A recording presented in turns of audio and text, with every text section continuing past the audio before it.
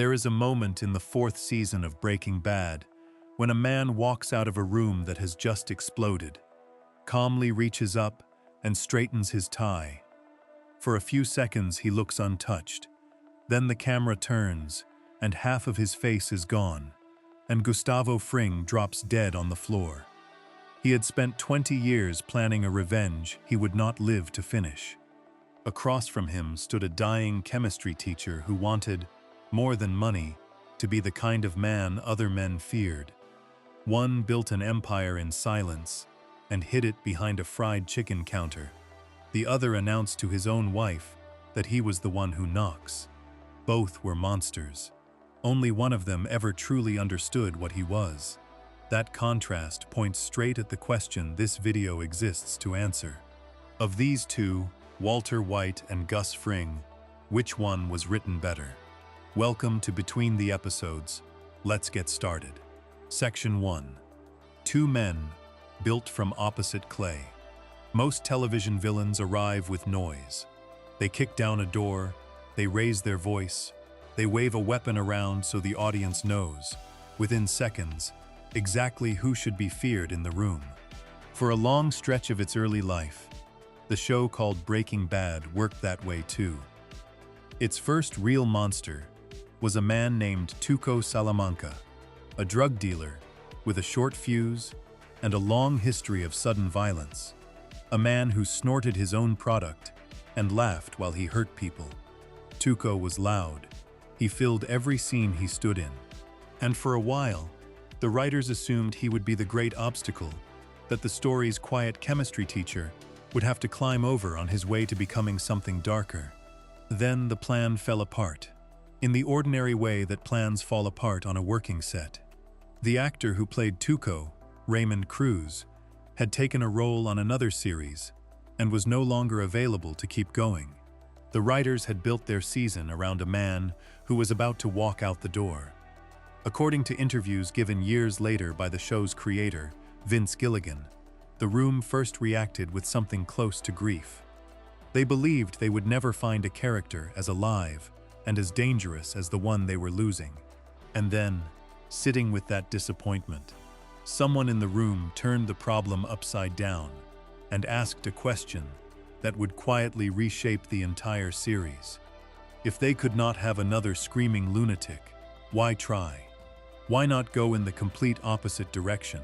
Why not build a villain who did not snort meth, who did not shout, who did not threaten? A man who would be the stillest, most controlled presence on the screen, and somehow more frightening for it. That single decision, made out of necessity rather than grand design, is where the second man at the center of this story begins. His name would become Gustavo Fring, and the reason he exists at all is that the show needed an opposite. He was not written to be the same kind of threat as Tuco, only better. He was written to be the negative image, the photograph reversed. Where Tuco was chaos, Gus would be order. Where Tuco was appetite, Gus would be discipline. Where Tuco let everyone see exactly what he wanted, Gus would let no one see anything at all. The accident of an actor's schedule had pushed the writers toward a principle they might never have arrived at on purpose, and the principle was that the most terrifying thing on television might be a man who never lost his temper. Even the name carried a small, almost private joke inside it. One of the writers, George Mastras, has explained at a screenwriting conference that he borrowed the surname from a German footballer he admired, a midfielder named Torsten Frings. The spelling annoyed him because the trailing letter forced an awkward apostrophe whenever the name was made possessive, so he simply dropped it and left Frings. A piece of one of the most carefully constructed characters in television came, in the end, from a sports fan trimming a letter off a name because it bothered him. There is something fitting in that. Gus was assembled, detail by detail, from small choices that each seemed minor on their own. To understand why this matters so much, it helps to back up and look at the man Gus was built to stand against. The show had already introduced its real protagonist, And he was not a kingpin or a cartel boss or anyone the world would think to fear. He was Walter White, a high school chemistry teacher in Albuquerque, New Mexico, somewhere in his early 50s, married, with a teenage son and a baby on the way. In the opening stretch of the series, he learns that he has lung cancer that cannot be cured, and the diagnosis lands on a life that already feels, to him, like a long catalog of disappointments. He is a brilliant chemist who watched other people grow rich from a company he helped start and then left. He teaches students who do not listen and works a second job at a car wash, where those same students sometimes see him cleaning their cars. The cancer does not create his bitterness, it uncorks it, and so a man with nothing left to lose decides to use the one talent the world never rewarded him for, and begins to cook crystal methamphetamine. The creator of the show described the journey he wanted to take this character on in a phrase that has followed the series ever since. He said he wanted to turn Mr. Chips into Scarface. The first of those names belongs to a gentle, beloved schoolteacher from an old film, a man defined by his decency. The second belongs to a snarling gangster who dies on a mountain of his own greed. The whole ambition of Breaking Bad, in 6 words, was to take a character from one of those poles and move him, slowly and believably, all the way to the other. Most stories pick a lane and stay in it. A good man stays good. A bad man was always bad. The promise of this series was the transformation itself, the long, uncomfortable slide of a person you thought you understood, becoming someone you no longer recognize, which brings these two men into the same frame, and reveals why their pairing is so much richer than a simple hero against a simple villain. Walter White is a story about motion. He is always becoming. He starts as one thing and ends as another, and every episode is a small step along that path. Gus Fring is the opposite kind of creation. By the time the audience meets him, he is already finished. He arrived fully formed, a man who had spent decades perfecting his disguise, and the drama of his character is not what he becomes, but what slowly gets revealed, layer by careful layer, about what he already is. One man is a sculpture, being carved in front of us. The other is a sculpture already complete, slowly being uncovered from beneath a sheet. The series did not even introduce Gus with a confrontation. He appeared near the end of the 2nd season, in an episode whose title borrows a word for a circular spiritual symbol, and the introduction is built entirely around the audience, expecting one thing and receiving another. Walter and his young partner, Jesse Pinkman, go to a fast food restaurant to meet a major distributor, a man who is supposed to take their product off the dangerous streets and move it through a real operation. They sit and they wait. They watch the door, expecting someone to arrive who carries the kind of menace they have come to associate with the drug world. No such person walks in. The only man paying attention to them is a polite, soft-spoken restaurant manager in a clean yellow shirt, moving between tables, helping customers, wiping down surfaces. Only later does Walter understand that the manager was the man they came to meet. The kingpin had been standing in front of them the whole time, hidden in plain sight, watching, measuring, deciding whether they were worth his attention. He had decided they were not. Jesse had shown up late and high, and to a man like Gus, that was all the information he required. Walter arranges a second meeting, alone this time, and what passes between them in that conversation sets the terms of everything to follow. Walter, trying to find common ground, suggests that the two of them might be similar, and for the first and almost only time in the scene, the polite restaurant owner lets the mask slip a fraction. He tells Walter, plainly and coldly, that they are not alike at all. He points out that Walter is not a cautious man, that his partner was late and impaired, that this reveals poor judgment, and that he does not do business with men of poor judgment. In a handful of sentences, Gus diagnoses the exact flaw that will eventually destroy Walter, years before Walter himself can see it. And he does it without raising his voice, without a threat, with the calm of a man reviewing a job application. That early scene contains, in miniature, the great asymmetry that runs through the rest of their relationship. And it is worth sitting with, because so much follows from it. Over the seasons to come, Walter White will come to think of Gus as his nemesis, the great enemy he must outmaneuver, the obstacle standing between him and the empire he believes he deserves. He will obsess over him. He will lie awake measuring himself against him. But that feeling, that rivalry, lives almost entirely on Walter's side.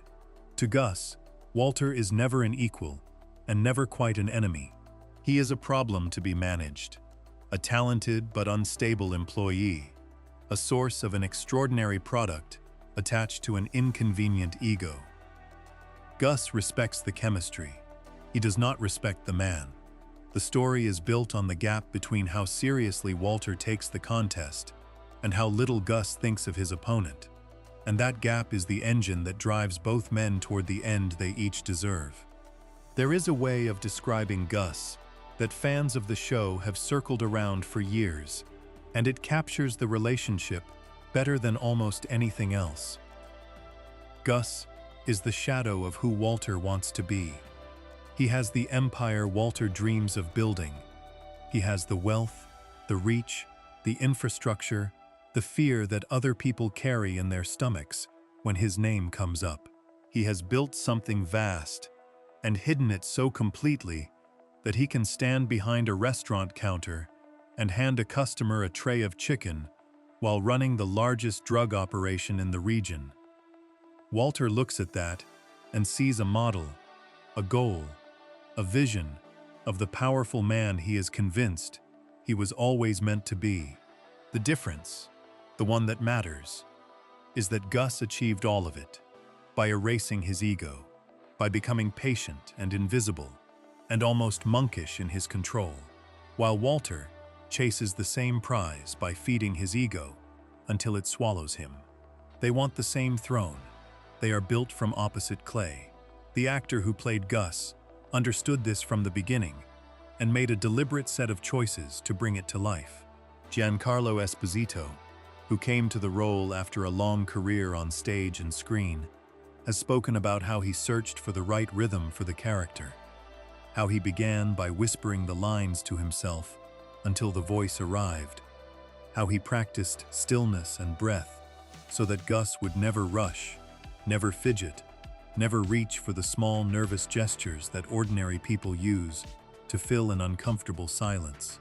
He decided that Gus would sit inside those silences instead of escaping them, and that decision is a large part of why the character lands the way he does.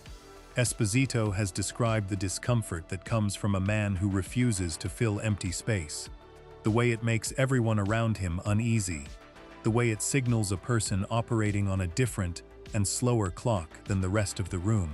He turned restraint into a weapon. He made watching a quiet man more frightening than watching a loud one. So before either of these men has done much of anything on screen together, the architecture of their conflict is already in place, and it was built largely by chance and craft working in tandem.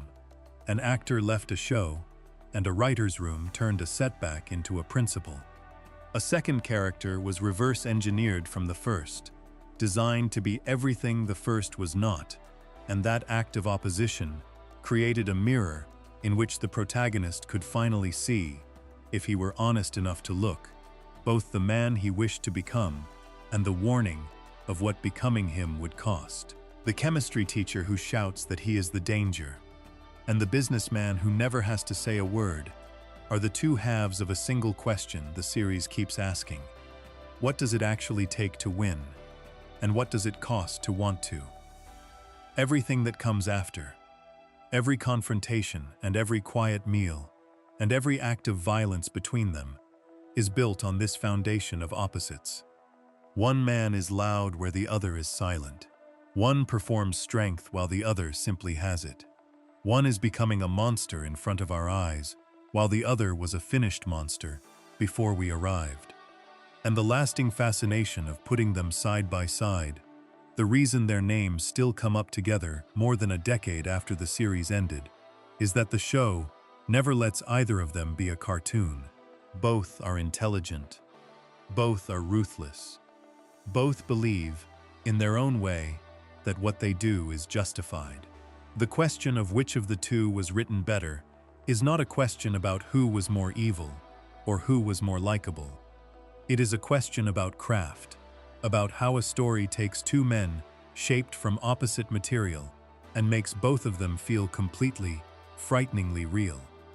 Before we move on, if you're enjoying this analysis, please consider subscribing. It helps the channel tremendously. So one man was born from an accident and built to be the perfect opposite, a finished portrait waiting to be uncovered. To understand why the contrast cuts so deep, the next step is to follow Gus back to the beginning of his own story, to the pool, the partner, and the grief that made him. Section 2. The man who was built from grief. Somewhere on the Mexican side of the border, in the years before any of the events of the main story, a fountain sits in a quiet courtyard, dedicated to a man who has been dead for 2 decades. The prequel series that came later would show it plainly. An ornate basin, built and maintained at no small expense, kept clean and running, a memorial that almost no one is meant to see. The man who built it is one of the most controlled human beings ever put on a television screen. A man who lets nothing show, and yet here, in this private place, he keeps a wound open on purpose. To understand Gustavo Fring, you have to begin not with the empire, or the chicken restaurants, or the laundry that hides a laboratory, but with the person that Fountain remembers. Everything else grows out of that loss. His name, almost certainly, was not always Gustavo Fring. When law enforcement eventually runs his background, they find nothing. There are no Chilean records of the man, no paper trail leading back into the country he claims as home. His own enforcer, a careful and resourceful man named Mike Ehrmantraut, goes looking and comes up empty as well. The records that ought to exist simply do not.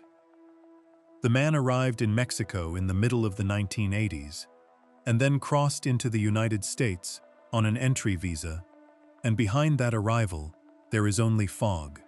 Sources within the show's own world refer to him with a kind of wary respect as the Chilean, and that is nearly the limit of what can be confirmed. The fog is not an accident of lazy writing.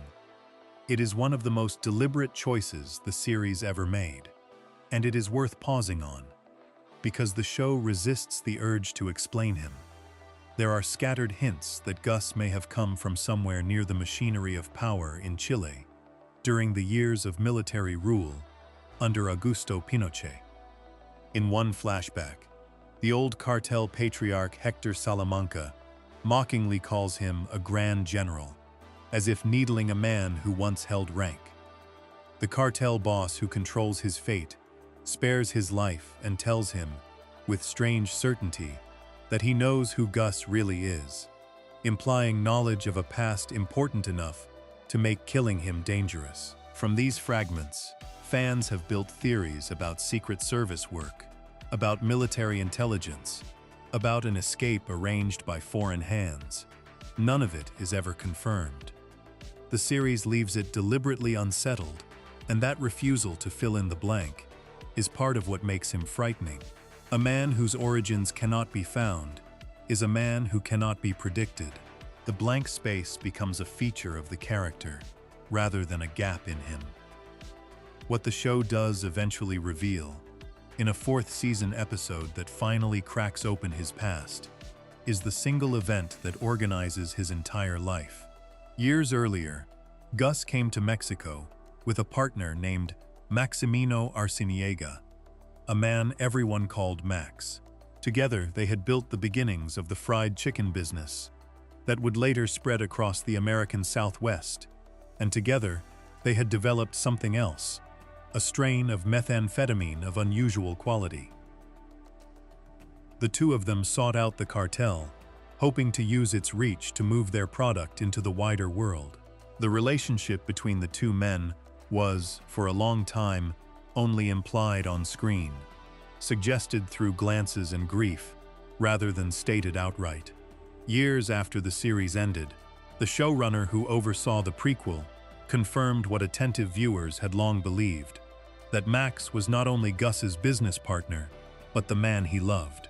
The cartel itself sensed it and used it as an insult, mocking the Chicken brothers with a cruder name, treating the bond between the two men as a weakness to be jeered at.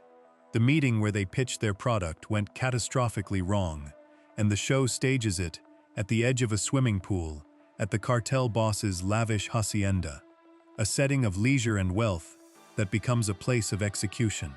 The boss, Don Eladio, was not impressed by the two ambitious newcomers. He felt insulted that they had been developing and dealing under his nose without his blessing, and he decided to make an example. As Gus pleaded, as he apologized and tried to salvage the moment, Eladio gave an order, and Hector Salamanca raised a gun and shot Max in the head.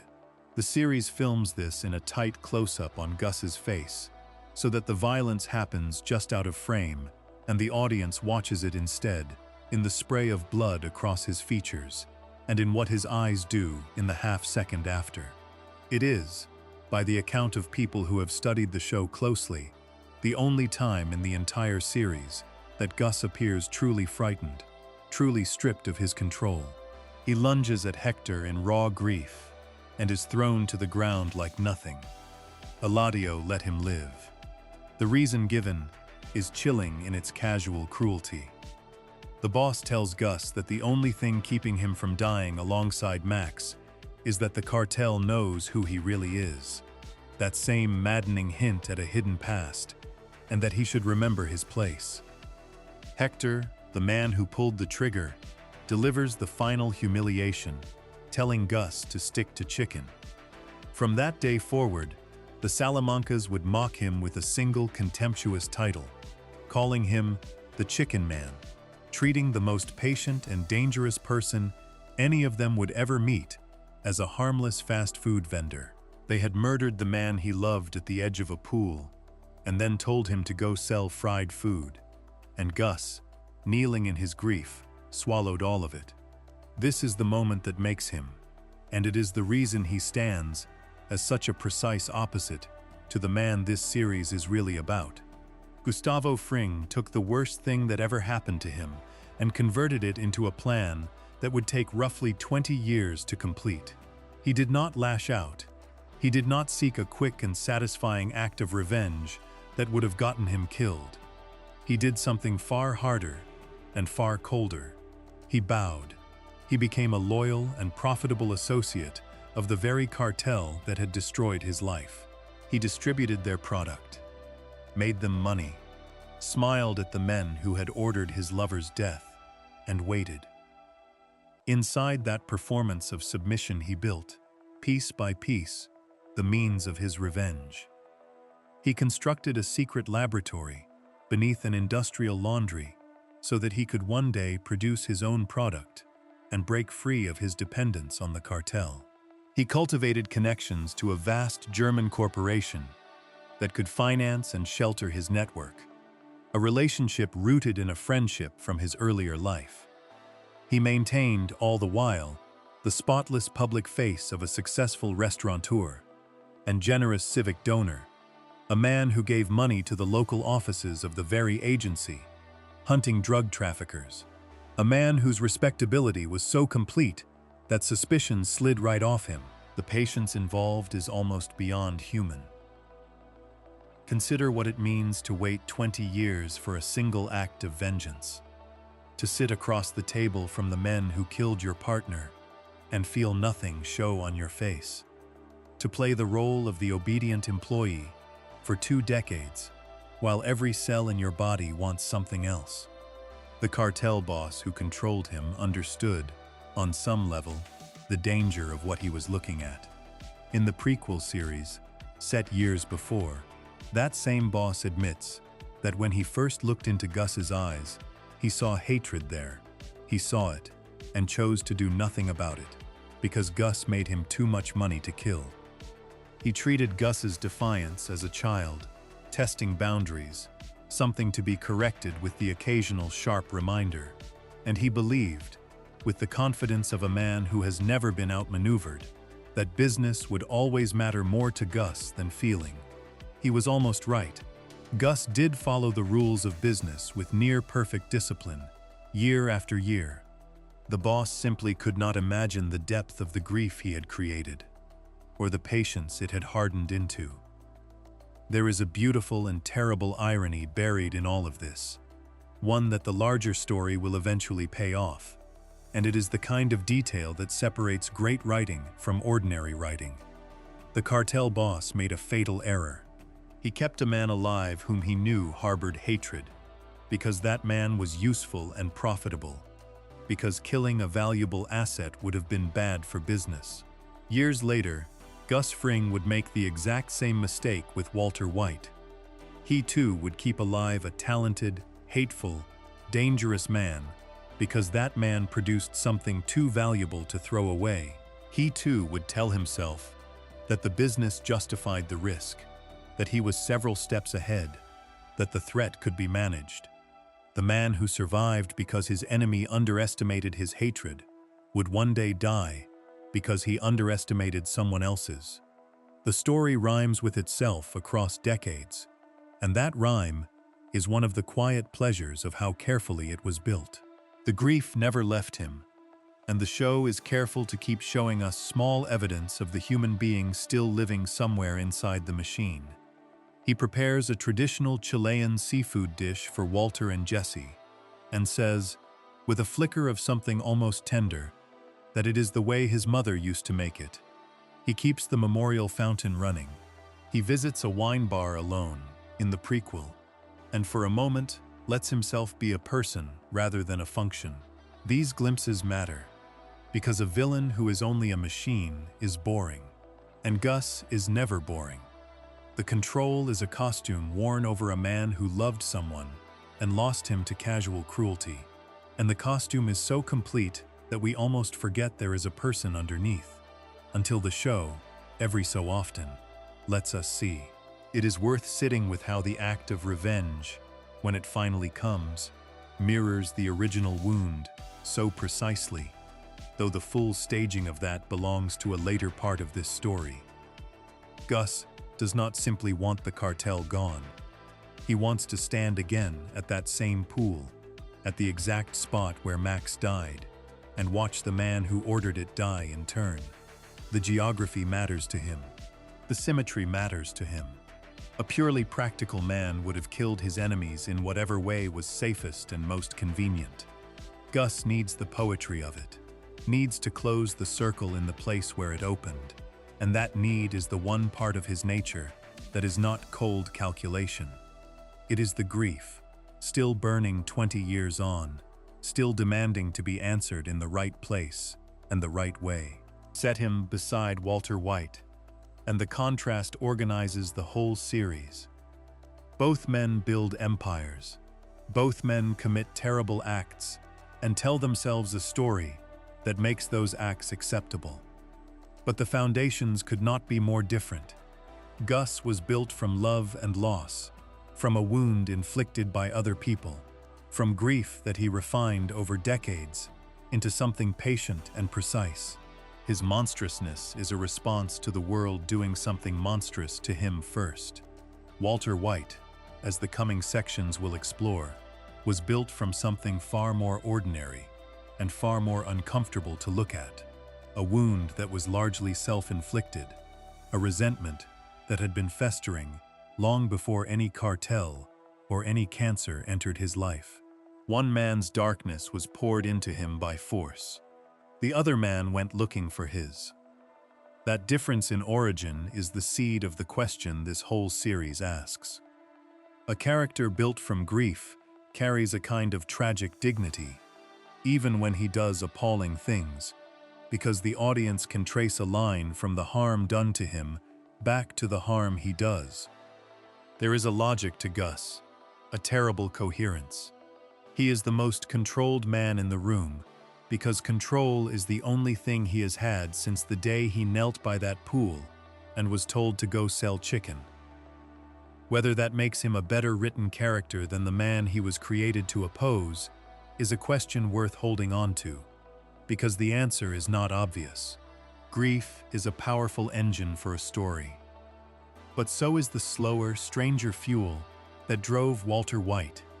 And the next part of this story turns to him, to the chemistry teacher who did not lose the love of his life at the edge of a pool, but who nonetheless decided, somewhere deep down, that the world owed him something it had never given. Before we move on, if you're enjoying this analysis, please consider subscribing. It helps the channel tremendously. Gus was forged by a single moment of loss and spent 20 years answering it with patience and silence. Walter White had no such moment, no clean wound to point to. What drove him was older, quieter, and far harder to forgive, and that is where the story turns next. Section 3. The wound he gave himself. A man wakes up on the morning of his 50th birthday, in a modest house in a modest neighborhood, and there is bacon on his plate, arranged into the number of his years. A small joke from his wife, a gesture of love in a kitchen that has seen better mornings. He eats it without much joy. He drives to a job teaching chemistry to teenagers who do not care, and after school, he drives to a second job at a car wash, where his boss orders him out from behind the register to scrub the cars by hand, and where, on the worst kind of afternoon, he finds himself crouched at the wheels of a sports car belonging to one of his own students, who points and laughs. This is the life of Walter White, at the moment the story finds him. It is a small life, a quiet life, a life that on the surface contains no great tragedy. And it is precisely the smallness of it, the ordinary disappointment of it, that makes the man at its center so much harder to explain than the kingpin he will one day face. The easy story about Walter White, the one he tells everyone, including himself, is that a cancer diagnosis turned a good man into a criminal to protect his family.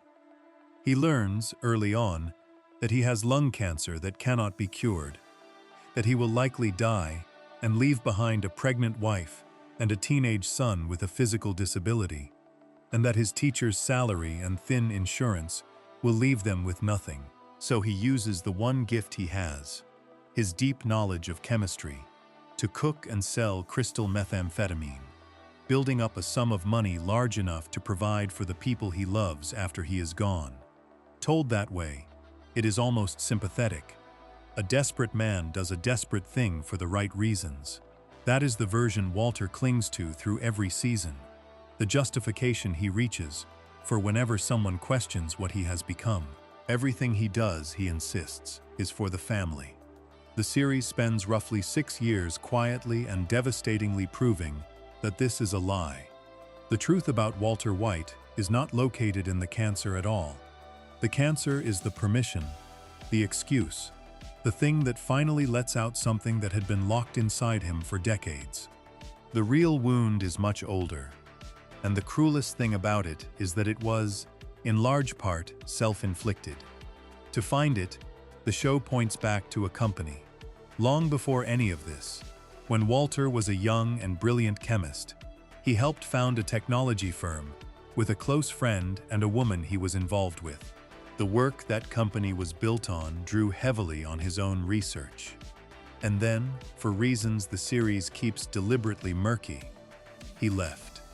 He sold his share for a small amount of money, walked away from the thing he had helped create, and watched from a distance as it grew into a corporation worth a fortune almost beyond counting. The exact reasons for his departure are never fully laid out, and the show treats that ambiguity as a window into the man rather than a fact to be settled. There are hints of wounded pride, of a falling out, of a romance that soured, of a young man too proud to stay where he felt slighted. What is certain is that he came to see that decision as the great wrong of his life. The moment the world cheated him of the wealth and recognition that should have been his. The friends who built the company on his foundations became billionaires. He became a high school teacher, scrubbing wheels at a car wash. Here is the part that matters. The part that makes him the opposite of the man built from grief. Nobody did this to Walter White. There was no pool, no gunshot, no enemy who destroyed his life from the outside. He walked away from his own fortune by his own choice, and then spent the next 20-odd years marinating in resentment over a wound he had inflicted on himself. The story he carried inside him was that he was a genius the world had failed to reward, a great man trapped in a small life. A person owed something enormous that had been denied him. When his old friends, hearing of his illness, offer with apparent sincerity to pay for every cent of his treatment, to quietly hand him the money that would solve the entire practical problem of his family's future, he refuses. He refuses, because accepting their charity would mean admitting that he needed them, that his pride was worth less than his family's security, that the resentment he had nursed for decades was, in the end, just resentment. He would rather cook poison in the desert than swallow that. And in that refusal, the whole pretense that this is about the family quietly collapses, because the family could have been provided for with a phone call. He chose the path that fed his ego instead. What the cancer unlocks, then, is not a survival instinct, but a long-suppressed hunger. For the first time in his adult life, Walter is good at something the world treats as powerful. His product is purer than anyone else's. People in a frightening and dangerous trade begin to respect him, to fear him, to need him. A man who spent decades feeling invisible discovers that he can make the most ruthless people in his city take him seriously. And he likes it. He likes it more than he has ever liked anything, more than teaching, more than the safe and loving home he is supposedly trying to protect.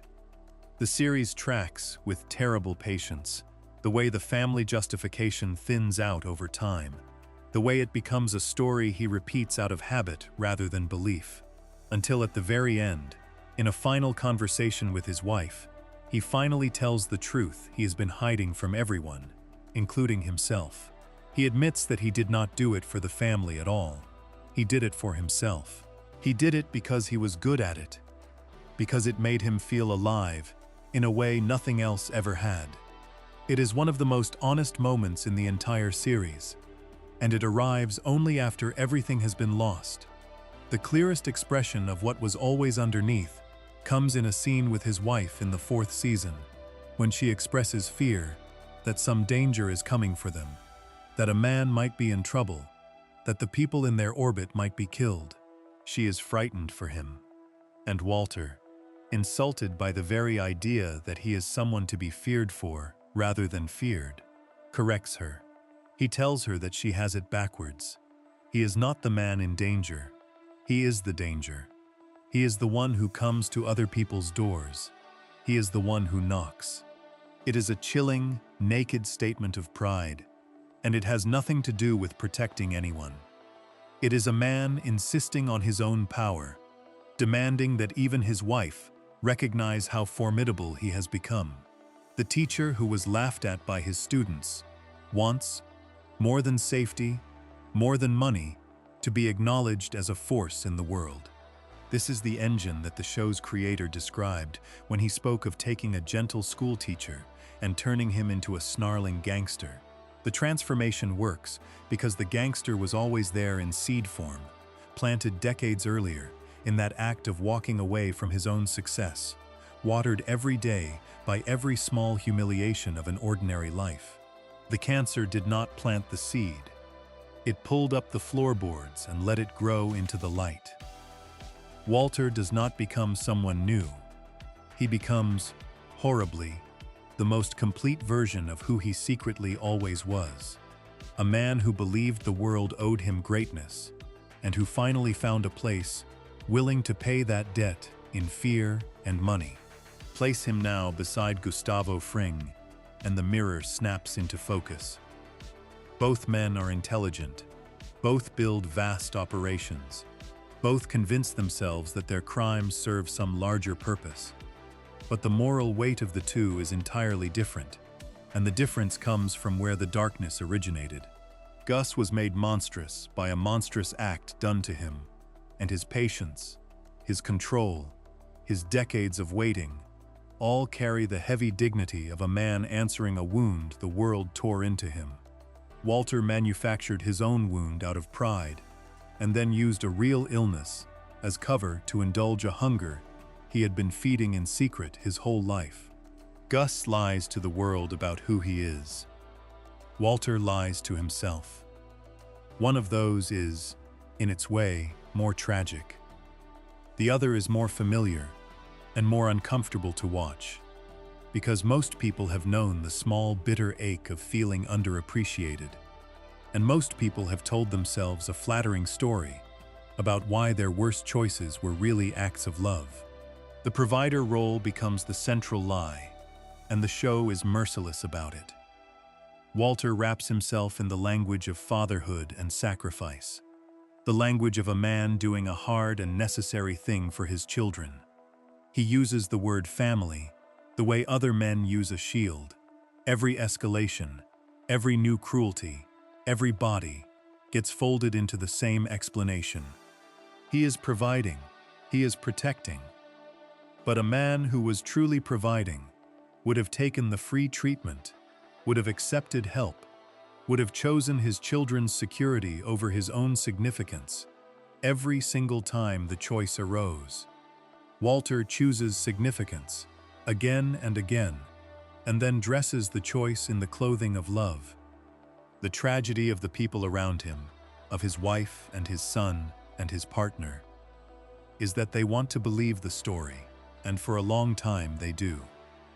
There is a quieter point underneath all of this, one that speaks to why the character was written the way he was. A villain whose evil comes entirely from outside, from a clear and undeserved injury, is a villain the audience can hold at a comfortable distance. We can tell ourselves we would have been stronger, kinder, that we would not have let grief curdle into cruelty.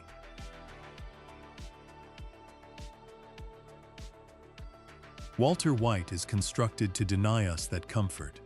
His sins grow from the most ordinary soil imaginable, from disappointment and pride, and the feeling of having settled for less than we deserve. Nearly everyone has stood at the edge of that feeling. The show asks how far it might carry a person who suddenly found the power and the permission to act on it. And the answer it gives is that it might carry an ordinary man all the way into the dark, one reasonable-seeming step at a time. That is a harder and more disturbing thing to dramatize than a revenge story. And the question of whether the series pulls it off better than it pulls off the tragedy of Gus is exactly what we are working toward. For now, it is enough to see the two foundations side by side. A man hollowed out by love and loss, who turned his grief into a 20-year machine of patient vengeance, and a man hollowed out by pride and resentment, who turned a death sentence into a permission slip for the ambition he had been hiding all along. They will soon be standing in the same rooms, sizing each other up, circling, each underestimating the other in his own particular way. And the strangest part of their story is not how they fight. It is how, before they fight, they almost become partners. How the kingpin built from grief looks at the teacher, built from pride, and decides, against his own better judgment, that this dangerous and unstable man might be worth bringing inside. Before we move on, if you're enjoying this analysis, please consider subscribing. It helps the channel tremendously. Two men shaped by opposite wounds were about to be drawn into the same business: the patient kingpin and the proud chemist. Before they became enemies, Gus tried to make Walter into something else entirely, and the way he did it reveals everything about how each man saw the world. Section 4. The temple built to flatter him beneath an ordinary industrial laundry. On the edge of the city, a heavy commercial washing machine sits among rows of its identical neighbors. humming with the dull noise of honest work. Then, one afternoon, it begins to rise. Hydraulic arms lift the whole machine smoothly upward, and the floor beneath it opens, revealing a staircase descending into a hidden world. At the bottom waits a laboratory, unlike anything a high school chemistry teacher has ever seen. A gleaming, spotless, perfectly engineered space, stocked with the finest equipment money can buy, built into the earth, where no one would ever think to look. Gustavo Fring leads Walter White down those stairs and lets him take it in. And what he is really doing in that moment is not showing off a facility. He is offering a man the one thing that man has wanted his entire life. He is offering Walter White a temple to his own genius. The path to that staircase had not been smooth. When the two men first met, Gus had looked at Walter and seen exactly what was wrong with him: the poor judgment, the unstable partner, the lack of caution, and had declined to do business. But Walter, in his desperation and his pride, kept pushing, and eventually he passed a kind of test.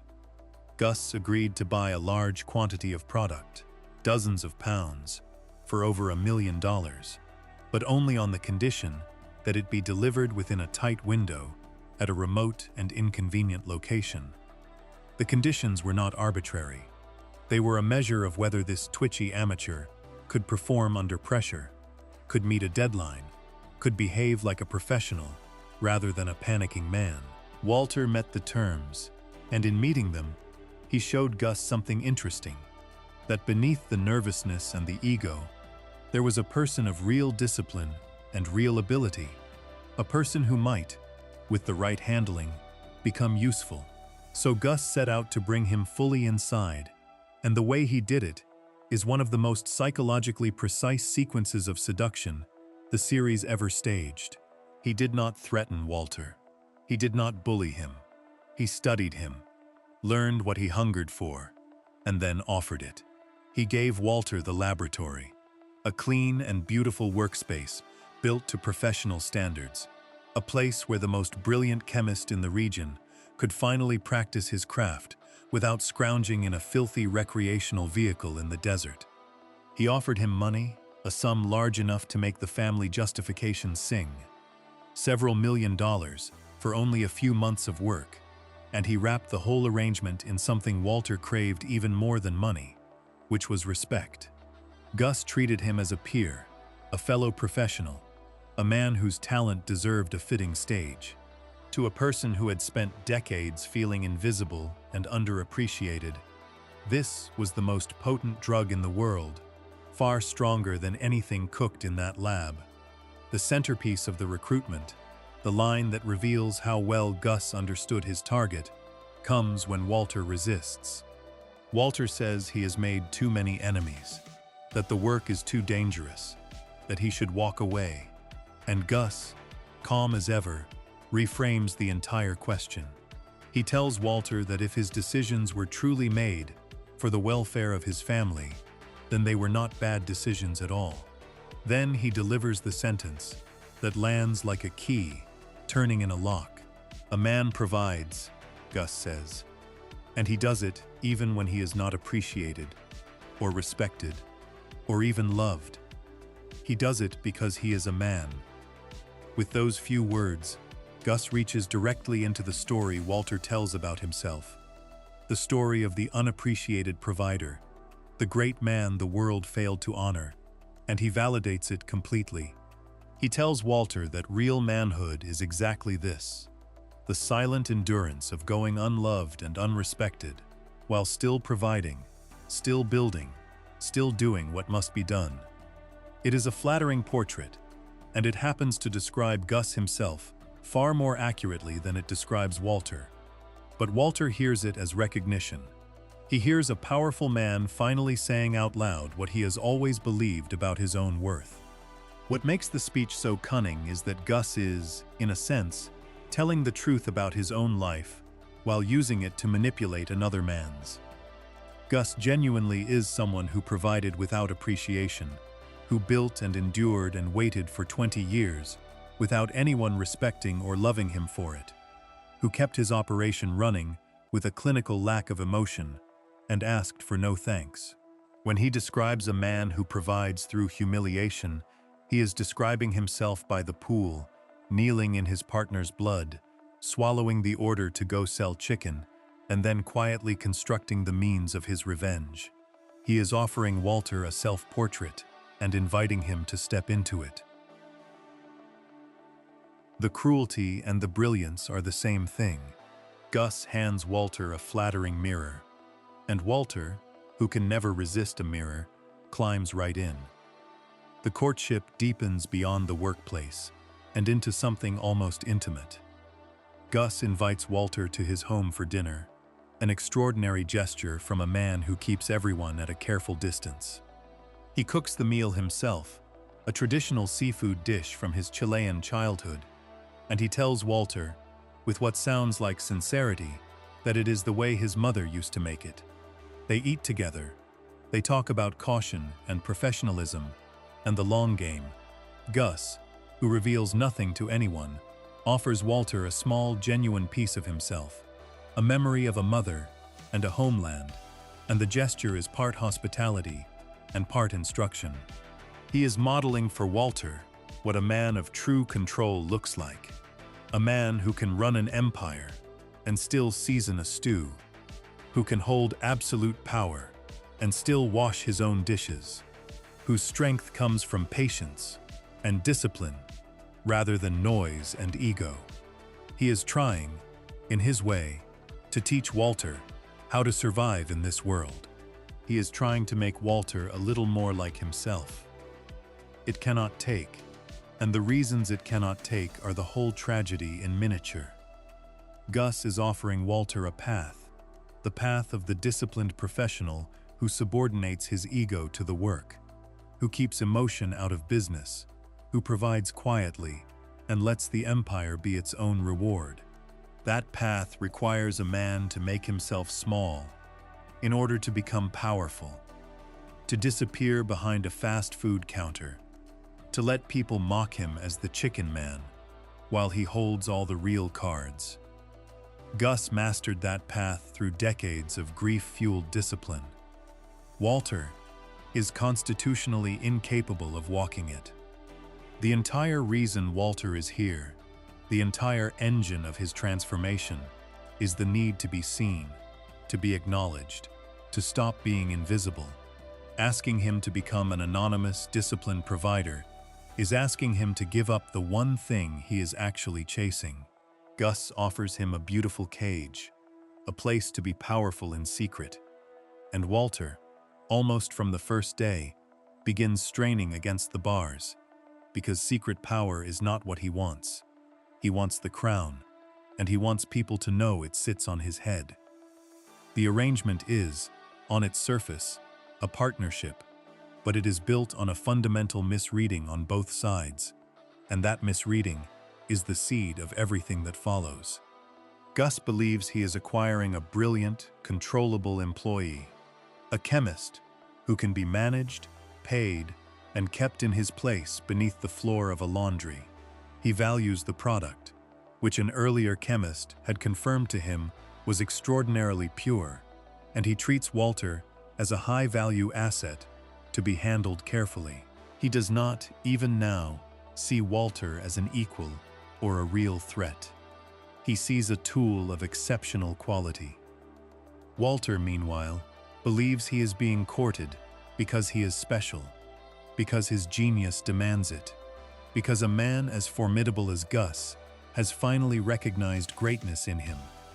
He mistakes the careful handling of a valuable employee for the respect of a peer. Each man is reading the other through the lens of his own deepest need. Gus, through the need for control. Walter, through the need for recognition. And neither lens shows him the truth. There is a quiet warning embedded in the structure of it all. One, the show plants and lets grow. Gus surrounds Walter with reminders that he is replaceable. He brings in another capable chemist, a gentle and gifted man who could, if necessary, take over the work. He keeps Jesse close and begins to take an interest in him. telling people he sees something in the young man. Every one of these moves is a message, delivered without a single overt threat, that Walter is one cook among possible cooks, that the operation does not depend on him alone, that his special status exists only as long as Gus permits it. To a secure man, this would be ordinary business sense. To Walter, whose entire self-worth rests on being irreplaceable, on being the one and only genius the world cannot do without, it is intolerable. He cannot bear to be one of several. He cannot bear to be an employee. The very arrangement that gives him the lab and the money and the validation also positions him as a subordinate, and subordination is the precise wound that drove him into this life in the first place. The dinner, the lab, the money, the flattering speech about what a man provides, all of it is Gus extending a hand, and all of it is doomed by the nature of the man receiving it. Looked at coldly, Gus is making the same mistake his old cartel boss made with him years before. He is keeping close a talented, valuable man whose inner nature is fundamentally at odds with the role he is being offered. He is betting that the value of the product will outweigh the danger of the person, that business will win out over feeling, that he is several steps ahead and can manage whatever resentment builds. He looked into Walter's eyes, just as the boss once looked into his, and he saw the ambition and the wounded pride sitting there, and he decided, as the boss once decided, that a useful man could be kept on a leash. The series has already shown us how that exact calculation ended for the man who made it the first time. Now it sets up the second iteration, the kingpin built from grief, making the kingpin's error all over again, with the proud chemist in the role he himself once played. For a while, though, the arrangement holds, and there is something almost peaceful about it. A strange, professional calm that the show uses to lull us before the violence. Walter cooks in his beautiful lab. The product moves out of the city, hidden in tubs of batter aboard refrigerated trucks, slipping through a logistics network of real elegance. Gus runs his restaurants and gives to charity, and maintains his spotless face. Money flows. For a brief stretch, the patient kingpin and the proud chemist coexist inside the same careful machine, each tolerating the other, each watching the other, each privately certain that he understands the arrangement better than his counterpart does. It is the quiet before the storm, and the quiet is exactly as long as it needs to be for the audience to start believing it might last. It will not last, because the thing Gus is built on, and the thing Walter is built on, cannot share a structure for long. Control and ego are not partners. They are predator and prey, and the only open question is which. Gus has decided that he is the controller, and Walter the controlled. Walter has decided that he is the unrecognized great man finally finding his footing, and that one day soon, the man above him will have to acknowledge that footing, or get out of the way. The handshake that began their partnership was, from the first moment, a contest neither of them had openly admitted to entering. And when the contest finally breaks into the open, it will not begin with either of them raising a hand against the other.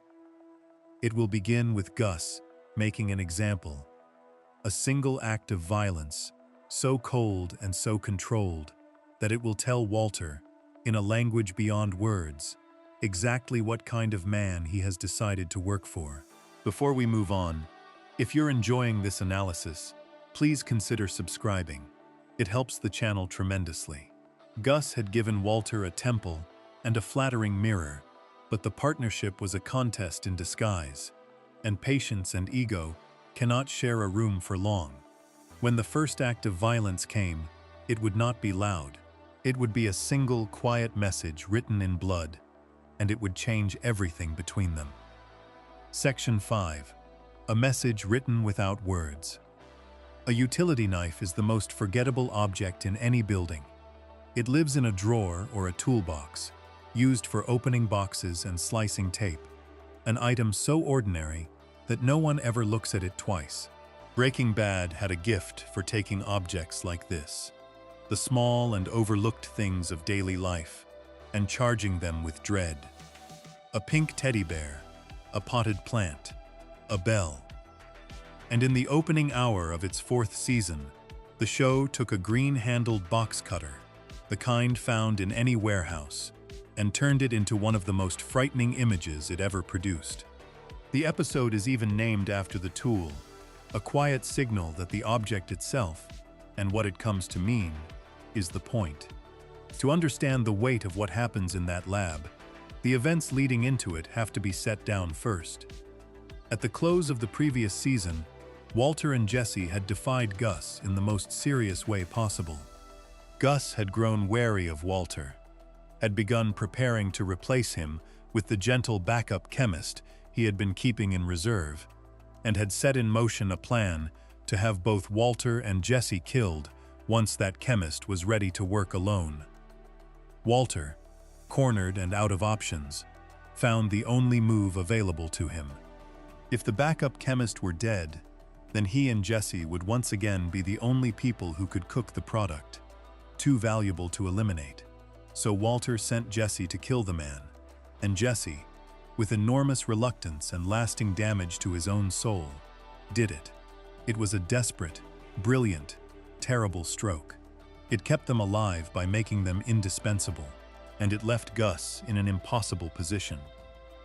He could not kill the 2 men who had just murdered his only other chemist, because doing so would leave him with no one to cook at all. But he also could not let an act of open defiance go unanswered. To do nothing would tell everyone who worked for him that his employees could disobey him, could murder his people, and walk away untouched. Gus needed to respond. He simply could not respond by killing the men who had earned the response. So he found another way, and the way he found is a perfect distillation of who he is. Among the people standing in that lab was Victor, one of Gus's most loyal enforcers, a man who had served him faithfully and who had been with the operation since well before Walter ever arrived. Victor had made mistakes. He had rushed to the scene of the backup chemist's murder and been seen there by neighbors, several witnesses who could place him near a killing, a serious breach of the invisibility Gus prized above almost everything. And in the hours before Gus arrived at the lab, Victor had done something else, something that sealed his fate. Trying to demonstrate that Walter and Jesse were expendable, that the operation did not truly depend on them, Victor had attempted to cook a batch of the product himself, having watched the 2 of them work many times. He thought he was proving the cooks replaceable. What he was really proving was that he did not understand his place, that he had reached for something above his station. Walter would later describe it, with grim accuracy, as flying too close to the sun. When Gus finally descends into the lab, the scene unfolds in a silence so heavy it becomes unbearable. He says nothing. He simply enters and stands there, taking everyone in, while Walter, terrified, fills the void with words. Walter launches into a long, rambling, increasingly desperate speech, explaining why he and Jesse are necessary, why Gus needs them alive, why killing them would be a mistake. He talks and talks, because Walter, when frightened, reaches for words the way a drowning man reaches for anything floating. And Gus says nothing at all. He lets Walter exhaust himself. Then, still without speaking, he calmly removes his suit jacket, puts on protective coveralls, and picks up the green box cutter that the dead chemist had used while setting up the lab. Everyone in the room, including the audience, believes he is preparing to kill Walter, or Jesse, or both. The protective gear, the deliberate movements, all of it reads as a man getting ready to do something bloody to the 2 cooks who defied him. Instead, Gus turns and draws the blade across the throat of Victor, his own loyal man. He holds him as he dies, and throughout the long, awful moment, Gus keeps his eyes fixed, not on the man bleeding out in his arms, but on Walter. He is watching Walter's face while he kills someone else. When it is done, he lowers the body, removes the coveralls, cleans himself, dresses again with care, and walks toward the stairs. He pauses only to deliver the single line he speaks in the entire sequence, a quiet instruction to the stunned men to get back to work, and then he is gone.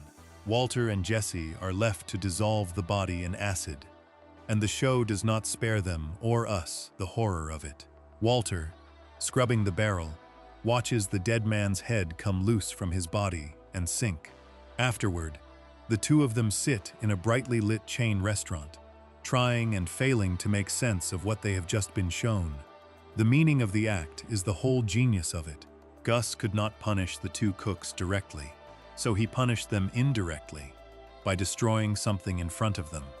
He killed a man who did not need to die, a loyal servant, precisely to demonstrate that loyalty would not save anyone if the operation were threatened. The message to Walter and Jesse required no words because the act contained all the words it needed. It said that Gus was willing to kill with his own hands, not merely to order deaths from a distance, but to carry them out personally, calmly, efficiently. It said that no one was safe, not even the most faithful. It said that what had just happened to Victor was what should have happened to them, and what still would happen, the moment they stopped being essential. Jesse understood it perfectly afterward. He explained to Walter that they were all on the same page now, and the page read that if Gus could not kill you, he would make you wish he had. What that scene reveals about the difference between the two men sits at the very heart of why their pairing works so well. Walter, faced with a crisis, gives a speech. He fills the silence with explanation and pleading and the sound of his own voice, because Walter believes in words, in argument, in making people understand how clever and necessary he is. He needs to be heard. Gus, faced with the same crisis, says almost nothing. He communicates through an act so precise and so controlled that language becomes unnecessary. The contrast could not be sharper. This is the same man who, in another season, would stand in his own kitchen and shout at his wife that he is the danger, that he is the one who knocks, demanding recognition of his power in the loudest possible terms. Gus never demands recognition of his power. He simply exercises it and lets the exercise speak. Walter announces. Gus enacts. One man's strength is a performance that requires an audience. The other man's strength is a fact that requires nothing at all. The performance that brought Gus to life in that scene is worth dwelling on, because it is a masterclass in the kind of acting that values restraint over display. Giancarlo Esposito, the actor who played Gus, came to the role out of decades on the stage, and he has spoken about reaching for the influence of playwrights who understood the menace that lives inside silence and pause. When he first read the script for the box cutter scene, he was so disturbed by what it asked of him that he had to set it down and walk away. He worried, in his own words, about being able to perform such an act without damaging his own spirit, without taking the darkness home with him. He worked through it by giving himself a justification the character would believe, telling himself that by killing this one man, Gus was protecting everyone else who worked for him. The scene took 2 days to film, and throughout those 2 days, Esposito kept himself in a state of focused silence, rarely speaking to anyone on set, holding the character's stillness even between takes. He has even recalled a small, telling detail, that the boots he had been given were slightly too large, and that he worried about slipping, because a slip would have been entirely out of character for a man defined by total physical control. In one take, he tried to quiet the dying man so that the death would be calmer, more orderly, more in keeping with how Gus would want such a thing to go. The violence of the scene was so extreme that, at a private screening, it reportedly caused the lead actor's own daughter to faint. Those who have studied the visual construction of the scene point to how completely it is drenched in red. Gus wears a dark suit over a deep maroon shirt, the color of blood and rage and power. And as Victor dies, the blood spreads across the floor of the lab until red becomes the dominant color of the entire image, broken only by the blue of Walter's clothing, marking him as the outsider, the one not yet fully inside this world of blood. Spatters of red land on Walter and on Jesse, marking them too. A visual reminder that the death is not Gus's doing alone, that their choices set it in motion, that the blood is on them as well. Every element of the staging, the color, the silence, the eye contact, the careful donning and removal of protective gear, works toward a single effect: the establishment of Gus Fring as a man of absolute and terrifying control. A man who treats a killing the way another man might treat a chore, with method and tidiness and no waste of emotion. For Walter, the box cutter is a turning point, disguised as a defeat, and the show is careful about what it does to him. In the short term, he is cowed. He has seen, up close, exactly what Gus is capable of, and the lesson is meant to break his defiance and keep him in line. But Walter does not respond to fear the way an ordinary employee would. Beneath the terror, something harder begins to set. He has now been shown, in the clearest possible terms, that as long as Gus lives, Walter, and everyone he loves, exist at the mercy of a man who kills loyal servants to make a point. He understands that the leash he is on can become a noose at any moment Gus chooses. And a man like Walter, whose entire nature rebels against being controlled, against being one replaceable cook among possible cooks, cannot live indefinitely under that kind of dominance.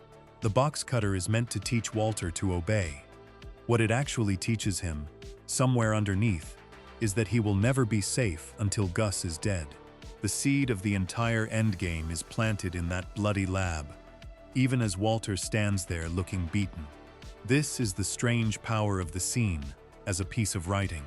It works as a moment of pure horror, as a demonstration of character, as a turning point in the power between two men, and as a quiet contrast between two opposite philosophies of strength, all at once.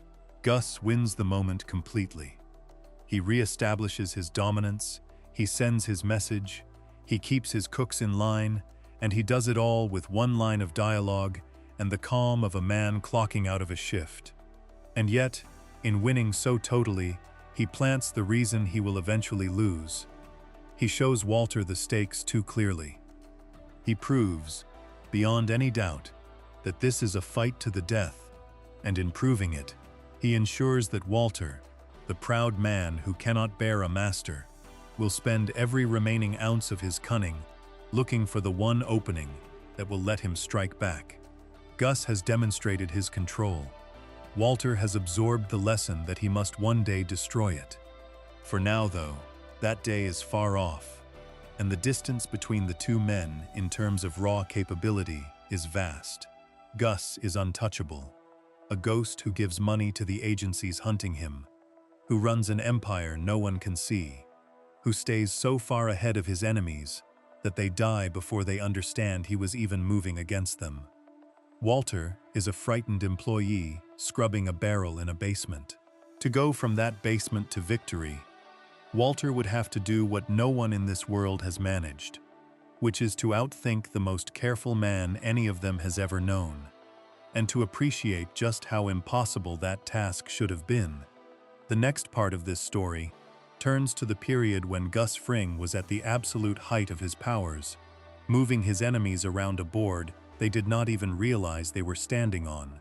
Before we move on, if you're enjoying this analysis, please consider subscribing. It helps the channel tremendously. The box cutter proved Gus could win any moment he chose, and it quietly convinced Walter that survival meant killing him. But Gus was about to show the full reach of his patience, dismantling enemies who never saw the board. And against a man like that, Walter's chances should have been none at all. Section 6. The player who could not be seen. Two men in expensive suits crawl on their elbows through the dust toward a roadside shrine, silent patient, deliberate, dragging themselves the final distance to a folk saint of death as an act of devotion before the killing they intend to do.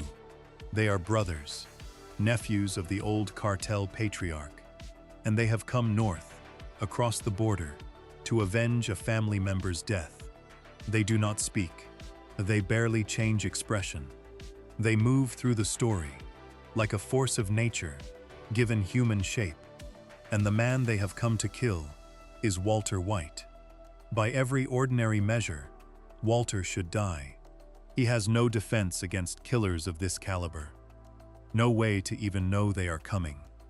And yet he does not die. And the reason he does not die has nothing to do with anything Walter does. He survives because, far above his head, another player is moving pieces around a board that Walter cannot even see. The middle stretch of the series, before the open war between Walter and Gus, is the period when Gustavo Fring operates at the very peak of his powers, and watching him work in these episodes is like watching a grandmaster play several opponents at once while pretending he is only running a restaurant. The cartel he secretly hates has sent those two silent killers to murder Walter in revenge for the death of a relative. The cartel does not know that Walter is now Gus's most valuable asset, the source of the purest product on the market. Gus cannot simply refuse to hand Walter over without revealing how much he values him, which would expose the whole arrangement. So he solves the problem the way he solves every problem, indirectly, patiently, and in a way that turns the threat into an opportunity. He gets word to the brothers, through careful channels, redirecting their fury away from Walter and toward a different target, the one man Gus has hated for 2 decades, the patriarch who once ordered his partner's death. He bends the assassins away from his asset and aims them, instead, at his own enemy's family, and he does it so smoothly that no one realizes he has done anything at all. The confrontation that follows removes the brothers from the board, and Gus arranges even that to serve multiple purposes. Through an anonymous warning, he ensures that Walter's brother-in-law, the dogged drug enforcement agent who has been circling the operation, is prepared when the killers come for him. The agent survives the attack and kills one of the brothers outright, while the other is left gravely wounded and soon finished off. In a single sequence, Gus has eliminated 2 cartel assassins, weakened the family of his old enemy, protected his valuable chemist, and earned goodwill with law enforcement, all while appearing to have done nothing but run his businesses and take a few phone calls. The agent believes he survived through his own skill and luck. The cartel believes the brothers died in a botched job. Only the audience and Gus understand that every piece moved exactly where Gus wanted it to move. The clearest single image of his reach comes in a phone call, and it is one of the quietly chilling moments of the whole series. The death of one of the brothers in the hospital makes the cartel's man, a senior figure named Juan Bolsa, who serves as a kind of boss to Gus, suspicious that Gus has been playing his own game. Bolsa calls him, and the conversation grows tense, the older man probing, sensing that something is wrong. At one point, Bolsa, frustrated, demands to know whether Gus is even listening, whether he is there, and Gus, calm as still water, tells him that yes, he is there. At that exact moment, gunshots erupt on Bolsa's end of the line. Men have come over the wall of his compound. Gus stays on the phone and listens, without a word, as the man who tried to corner him is killed, and only when it is finished does he quietly close the phone. The double meaning of his answer is the whole point. He was there. His reach extended right into Bolsa's home, across a border, into a guarded compound, and the man never understood until the bullets were already flying that the person he was interrogating had already arranged his death. That is the level Gus operates on. He does not threaten his enemies. They simply discover, too late, that he was already there. Set against this kind of strategic mastery, Walter's efforts in the same period look almost pitiful, and the contrast is the entire point of putting them in the same story. Where Gus plays a long, invisible game spanning decades and borders, Walter operates by frantic, reactive improvisation, lurching from crisis to crisis, surviving on desperate strokes that work more by luck than design. When Jesse, enraged over the death of a child the operation had used as a street dealer, charges off to kill two of Gus's lower-level men in broad daylight, Walter saves him, in the only way a panicked man can, by ramming the dealers with his car and finishing them off in the street, a brutal, impulsive, reckless act that solves the immediate problem and creates a dozen new ones. This is how Walter wins, when he wins at all. He throws himself into the gears of the machine and hopes the damage works in his favor. Gus designs outcomes years in advance. Walter reacts to the outcome in front of him and gambles everything on a single violent moment. One man is a chess player, the other is a man flipping the board because he cannot see more than one move ahead. The episode involving the child dealer is worth lingering on, because it reveals something important about the limits of Gus's calculation, the one crack in the otherwise flawless machine. Gus, for all his control, runs an operation that uses children, employing young boys as dealers and lookouts on the street, treating them as disposable tools of the trade. When Jesse learns that one such boy, the young brother of a woman he cares for, has been used by the operation and is being set up to be discarded, he is sickened. Gus, ever the manager, brokers an uneasy truce to keep the peace and protect his business. And then the boy is killed anyway, by the very dealers the truce was meant to govern. The incident shows that Gus, the man of perfect control, presides over genuine horror, that his calm and his order are built on the same brutality as any other drug empire, only better hidden. It is a useful corrective to the temptation to admire him too much. The patience and the discipline are real, but they serve an enterprise that grinds up children without a second thought. And Gus signs off on it with the same clinical detachment he brings to everything else. What makes the chess match between the two men so compelling, even though it is for a long time absurdly one-sided, is the asymmetry of how each man regards the other. To Walter, Gus is the great antagonist, the towering enemy, the man he measures himself against in the dark hours of the night. Walter studies him, fears him, resents him, and slowly begins to plot against him, because to Walter, Gus represents both the obstacle to his ambition and the model of everything he wishes he could be. But to Gus, Walter is barely an enemy at all. Observers of the series have noted the lopsidedness with precision. Gus never holds Walter in any regard beyond that of a useful and occasionally troublesome employee, a pest, a source of product, attached to an inconvenient personality. He thinks so little of Walter as a threat that the possibility of being undone by him never seriously enters his mind. The rivalry that consumes Walter exists, from Gus's side, mostly as background noise, the grumbling of a subordinate to be managed. And that asymmetry, that fatal underestimation, is the only door through which Walter can ever hope to reach him. This is the same flaw, replayed, that nearly cost Gus his own life decades earlier. And the show is patient enough to let the rhyme land without ever pointing at it. The cartel boss had kept Gus alive, despite seeing the hatred in his eyes, because Gus was useful and profitable, because killing a valuable asset would have been bad business.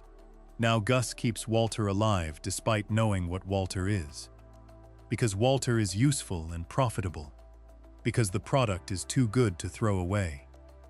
Gus is so confident in his own control, so certain that he is always several steps ahead, that he allows a hateful and dangerous man to remain close, trusting that he can manage the threat indefinitely. He has spent his whole life being the smartest man in the room, the one who sees the board when others see only their own pieces. And that very gift has made him unable to imagine that a frantic, improvising chemist could ever outmaneuver him. His mastery is real. His blind spot is that he cannot conceive of losing to someone he considers so far beneath him. Around the edges of this period, other threats begin to gather, and Gus must manage them too. The cartel, deprived of its assassins and its boss, turns on Gus directly, demanding the formula for his extraordinary product, hijacking his trucks, harassing his business, even using a sniper to kill one of his men and to pin Gus himself in place, forcing him toward a confrontation he would have preferred to choose on his own terms. At the same time, the drug enforcement agent who survived the assassins begins, slowly and almost accidentally, to circle closer to the truth, pulling at threads that lead toward the respectable restaurateur no one else would dream of suspecting. Gus, the master of staying invisible, finds his invisibility beginning to thin, pressured from below by the cartel and from above by the law, even as he keeps his proud, resentful chemist on a leash that grows harder to hold. For most men, this convergence of pressures would be the beginning of the end. For Gus, it is merely the setup for his single greatest move, the masterstroke that will resolve the cartel threat and complete the revenge he has carried for 20 years, all in one breathtaking stroke. Before turning to that move, it is worth naming what this stretch of the series accomplishes as a piece of storytelling, because it does something difficult and does it beautifully. It establishes, beyond any doubt, that Gus Fring is the most capable strategist in the entire world of the show, a man whose patience and reach and control place him on a level no one else approaches. It makes him seem, frankly, unbeatable. And it does this not to set up a hero who will rise to match him fairly, but to set up the most uncomfortable kind of victory, the victory of the lesser man, who wins not by becoming better, but by exploiting the better man's contempt. The series spends these episodes making Gus look untouchable, precisely so that, when he is finally touched, the manner of it will mean something. Walter will not defeat Gus by out-strategizing him in open play. He will defeat him by being underestimated, by being dismissed as a pest, by slipping through the one gap that Gus's own pride leaves open. That is a far more interesting outcome than a fair fight, and the long demonstration of Gus's superiority is what makes it possible. For now, though, Gus stands at his height, hemmed in by enemies but supremely in command, about to demonstrate the full meaning of patience. He is about to take the cartel that destroyed his life, the men who murdered the person he loved, at the edge of a pool 2 decades ago, and he is going to repay all of it in a single afternoon, in the very place where the original wound was made. It is the move he has been preparing for his entire adult life, and it is so audacious, so cold, and so personal that it stands as the clearest possible proof of what separates him from the man who works in his basement. Walter improvises to survive the next hour. Gus has spent 20 years planning the next afternoon, and that afternoon, by a swimming pool in Mexico, is where the patient man built from grief finally gets to look his enemy in the eyes. Before we move on, if you're enjoying this analysis, please consider subscribing. It helps the channel tremendously. At the height of his powers, Gus had made himself look unbeatable, a player no one else could even see. But the move that would define him was not about business at all. It was about a pool, a partner long dead, and a revenge 20 years in the making. Section 7. 20 years to the edge of a pool. The hacienda sits in the Mexican sun like a postcard of wealth, white walls and bright water, a swimming pool glittering in a courtyard where powerful men come to drink and laugh and feel untouchable. To anyone arriving for the first time, it is a place of leisure. To one particular visitor, arriving now after 2 decades away, It is a grave. This is the courtyard where, 20 years earlier, the man he loved was shot in the head on the orders of the host, and where he himself knelt in the blood and was told to go sell chicken. Gustavo Fring has come back to this pool. He has spent the whole of his adult life arranging to return to this exact spot, and he has come not to make peace, though that is what everyone present believes, but to close a circle that has been open since the day his life was destroyed. The setup is a masterpiece of misdirection, and it begins with apparent surrender. The cartel, having spent the previous season pressuring Gus, hijacking his trucks, and threatening his business, and forcing his hand, has demanded the secret of his extraordinary product.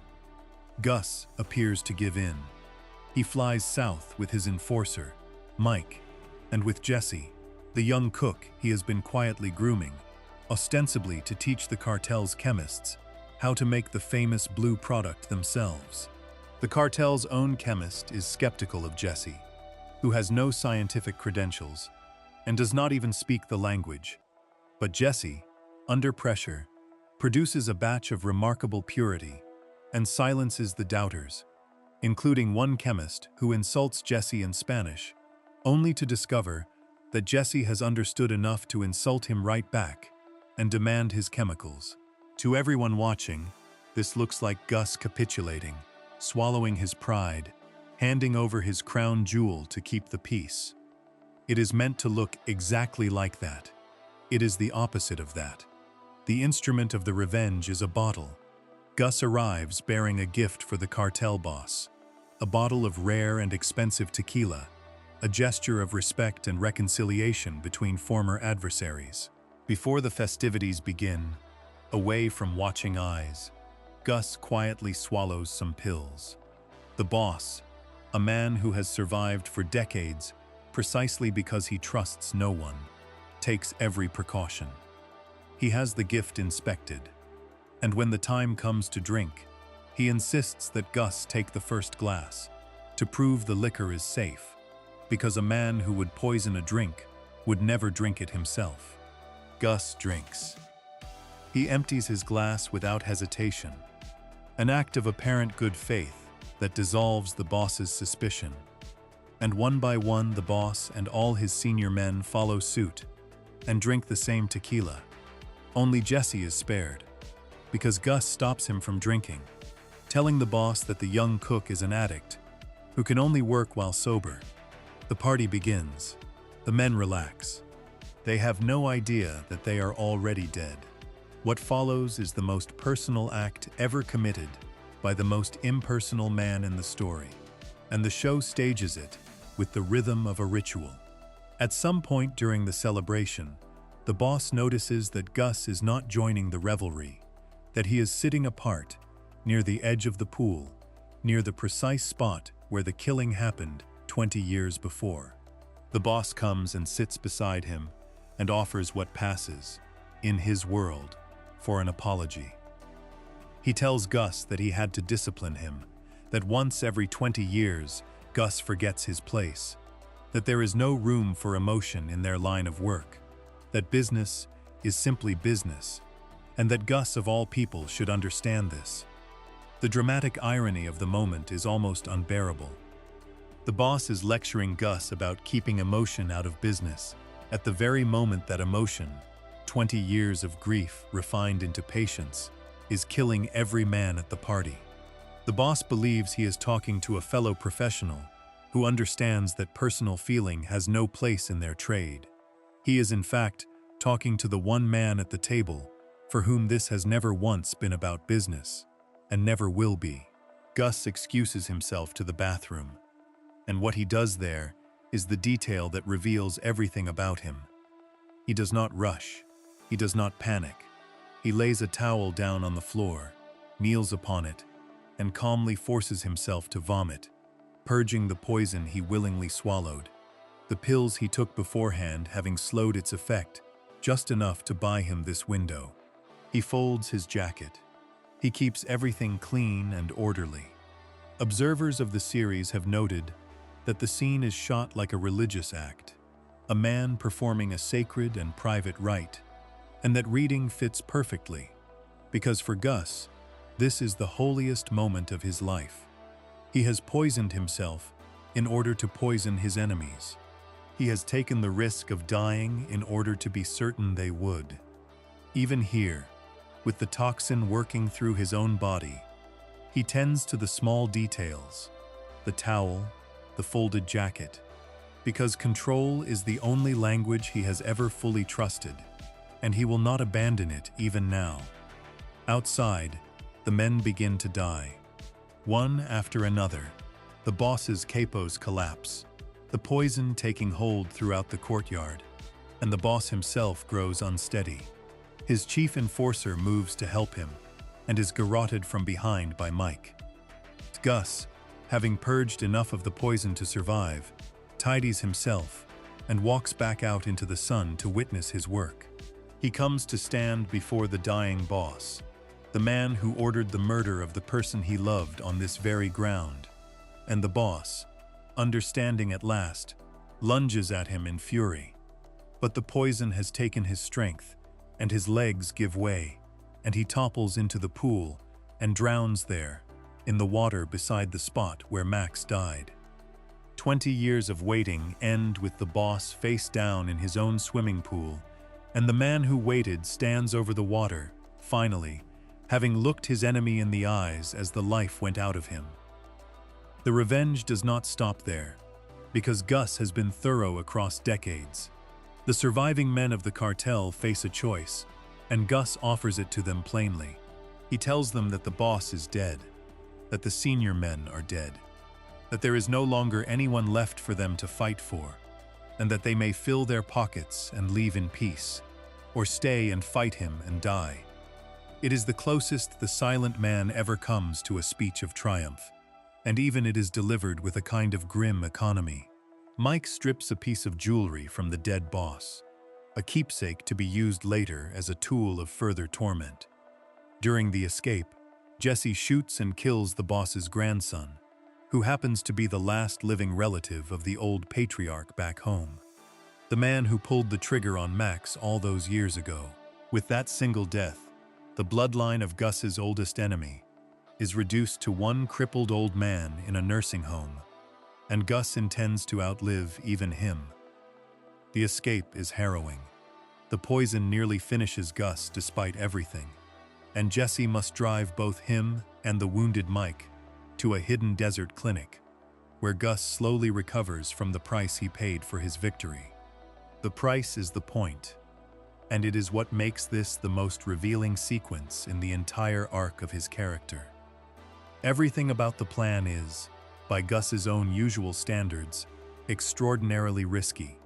He drank poison, he bet his life on pills and timing, and his own ability to purge in a stranger's bathroom while a party raged outside.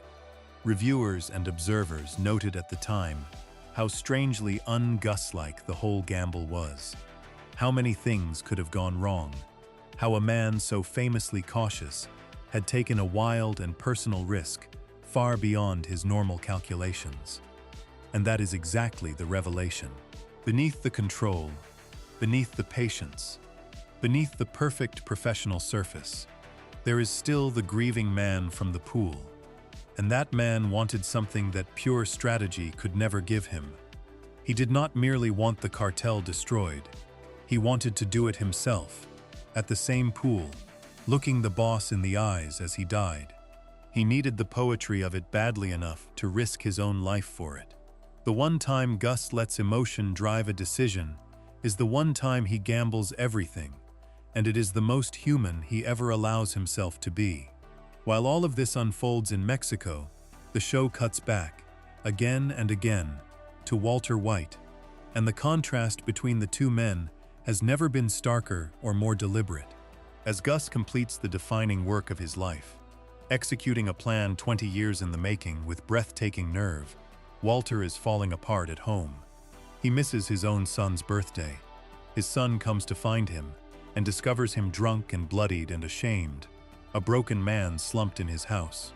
In his stupor, Walter mistakes his son for Jesse calling the boy by the wrong name, the lines of his life blurring together in his haze. He apologizes for being seen in such a state, says he does not want to be remembered this way. And the scene is pathetic in the truest sense, full of pathos. A once respectable man, reduced to a self-pitying wreck. The editing makes the comparison impossible to miss. One man is in another country, calm and lethal, finishing his life's great work. The other is drunk on his own living room floor, mistaking his child for his employee. At this moment, the gulf between them is an ocean. And yet the series is quietly laying the groundwork for the reversal even here. Because the very thing that makes Gus magnificent in this sequence is the thing that will destroy him. The revenge against the cartel is not finished in his heart. One enemy still lives, the crippled old patriarch in the nursing home, and Gus cannot let him simply die of old age. He needs to finish it. He needs to be the one who ends the bloodline, needs to stand over the last Salamanca and watch him understand that he has lost everything. That need, the same need for personal poetry that drove him to drink poison by the pool, will pull Gus out of his careful invisibility one final time. It will make him predictable, a man who must complete his revenge in person, who must look his enemy in the eyes, can be anticipated by anyone who understands what he wants. And there is a proud, desperate chemist back in Albuquerque who is about to learn exactly what Gus wants, and to turn that knowledge into a weapon. For now, though, Gus stands at the absolute summit of his life. He has avenged the man he loved. He has destroyed the cartel that destroyed him. He has freed himself, at last, from the masters he served for 20 years, and his empire is entirely his own. He has done what no one else in this world could do. Executed a perfect plan across 2 decades and survived to see it through. If the story ended here, he would be remembered as untouchable, the patient genius who outlasted everyone. But stories do not end at the summit. They end on the way back down, and the descent, when it comes for Gus, will begin with the same proud chemist he has always dismissed as a pest, a man Gus is about to back so completely into a corner that he will leave him with nothing to lose, which is the single most dangerous thing you can do to a man like Walter White. Before we move on, if you're enjoying this analysis, please consider subscribing. It helps the channel tremendously.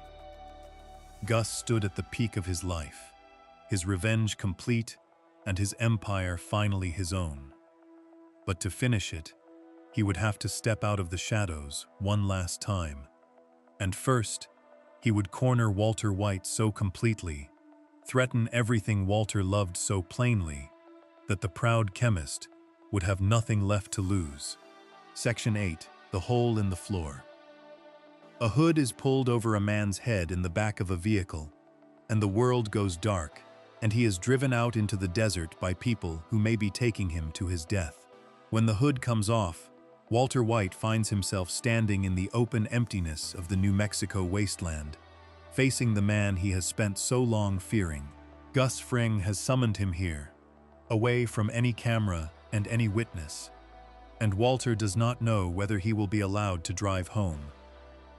The man who built his entire criminal life on the promise that it was all for his family is about to learn exactly how much that family is worth in the calculations of the patient kingpin, and the answer is going to break something inside him that never fully heals. The confrontation has been building for several episodes, driven by the slow, relentless approach of the law. Walter's brother-in-law, the drug enforcement agent who survived the cartel assassins, has been recovering from his injuries by burying himself in the one case that obsesses him, the hunt for the mysterious chemist behind the blue product. And his instincts, methodical and patient in their own right, have led him straight toward Gus.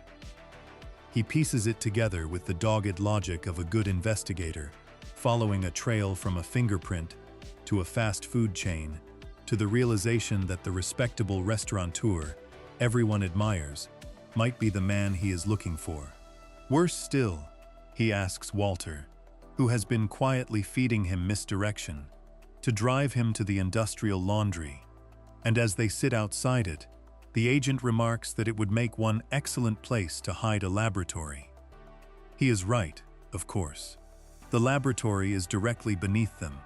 Walter, in a flash of panic, deliberately causes a car accident to stop his brother-in-law from getting any closer. A reckless improvisation that solves the immediate danger and announces, to anyone paying attention, just how desperate he has become. This is the failure that brings Walter to the desert. Gus had expected Walter to handle the problem of the investigating agent, to steer him away, and Walter has not done so. So Gus delivers his verdict with the calm of a man closing a file. He tells Walter that the agent has come too close, that Walter has failed to redirect him, and that Gus will now solve the problem himself by having the man killed. Walter pleads. The agent is family, his brother-in-law, the husband of his wife's sister. Walter argues and bargains and tries every angle his frightened mind can produce. And Gus, unmoved, delivers the threat that defines the moment, and arguably, the entire season. He tells Walter that if he tries to interfere in any way, if he attempts to warn the agent or protect him, then the matter becomes simple. Gus will kill Walter's wife. He will kill Walter's son. And then, with the same flat, quiet certainty, he says he will kill Walter's infant daughter. The actor's delivery of that final line, the naming of a baby as a target, spoken without heat or cruelty, simply as a fact of what will happen, has been singled out ever since as one of the most frightening moments the series ever produced. There is no rage in it. There is only the calm of a man stating a consequence. What makes the scene so devastating, beyond the threat itself, is what it reveals about how completely Gus has misjudged the situation, even as he appears to hold all the power. Gus is, at this moment, doing to Walter exactly what he once did to his oldest enemy. He is threatening to erase a man's entire family, to leave him with nothing. The same fate he engineered for the old patriarch, whose bloodline he spent 20 years destroying. Gus knows the power of that particular cruelty. He has built his life around it. And he is also, in this very threat, violating a principle he had stated earlier with confidence: that fear is not an effective way to motivate people, that frightened men make poor and unpredictable employees. Now, cornered by his own contempt for Walter, Gus reaches for fear anyway, because he no longer needs Walter to be a good employee. He has decided Walter is finished. The young cook, Jesse, has become valuable enough and skilled enough that Gus believes he can run the operation on Jesse alone, once Jesse's loyalty to Walter finally breaks. So Gus fires Walter. He tells him to stay away, to disappear from the operation, and the only thing keeping Walter alive at all is Jesse's stubborn insistence that he will not cook if Walter is killed. Gus is content to let Walter live, for now, as long as Walter stays out of the way of the agent's murder. He has taken everything from Walter: his work, his money, his sense of mastery, and has left him alive but powerless, a discarded tool sent home to watch his brother-in-law die. This is the catastrophic error, the move that looks like total victory and is in fact the beginning of the end, and the series is patient enough to let the audience feel it before it understands it. The single most dangerous thing anyone can do to a man like Walter White is to back him into a corner with nothing left to lose. A man with something to protect can be controlled because he can be threatened. A man who has already lost everything cannot be threatened at all because there is nothing left to take. Gus, in his contempt, has not killed Walter and has not left Walter anything either. He has created a cornered animal and then turned his back on it. He believes he is dealing with a beaten man, a pest, finally swatted into irrelevance. He is in fact creating the precise conditions under which Walter becomes lethal. The conditions of a desperate genius, with no remaining options, and a family to save, and a man who has humiliated him, standing just out of reach. Walter drives home from the desert, carrying a single, terrible plan, the only plan left to him. If he cannot fight Gus and cannot warn the agent without dooming his family, then he will take his family and run. He goes to his lawyer and demands the contact for a man who specializes in making people disappear, in erasing entire families and relocating them with new identities, a service that exists in the shadows for exactly this kind of emergency. The lawyer warns him it will cost a fortune, hundreds of thousands of dollars, perhaps more, because Walter is a high-risk client. But Walter has the money. He has been hoarding cash beneath his own house, stacks of it hidden in the crawl space under the floorboards, the accumulated profit of all his sins. He rushes home to gather his family and that money and vanish before Gus can act. And it is here that the season delivers its cruelest stroke. The money is gone, most of it. While Walter was building his empire, his wife had been quietly entangled in a problem of her own. And to solve it, she had handed a vast sum of their hidden cash to her former boss to settle a tax debt, terrified that an audit would expose the whole family. Hundreds of thousands of dollars, the very money Walter needs to save them all, has been given away.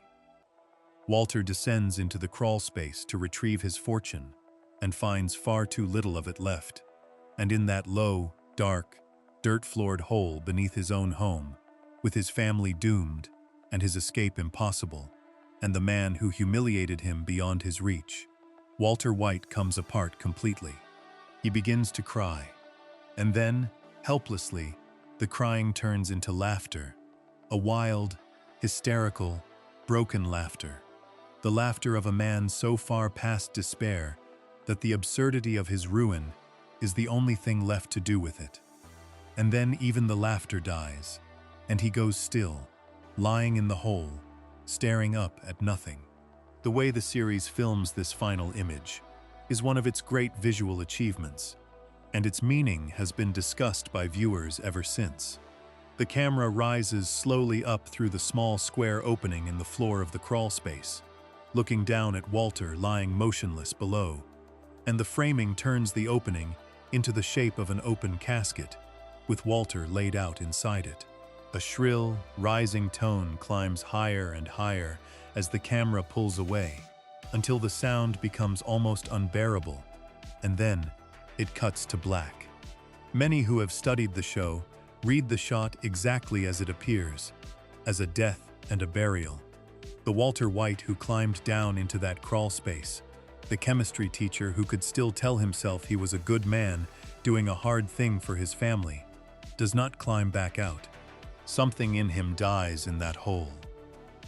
What emerges afterward is harder, colder, and entirely without the moral brakes that had slowed him until now.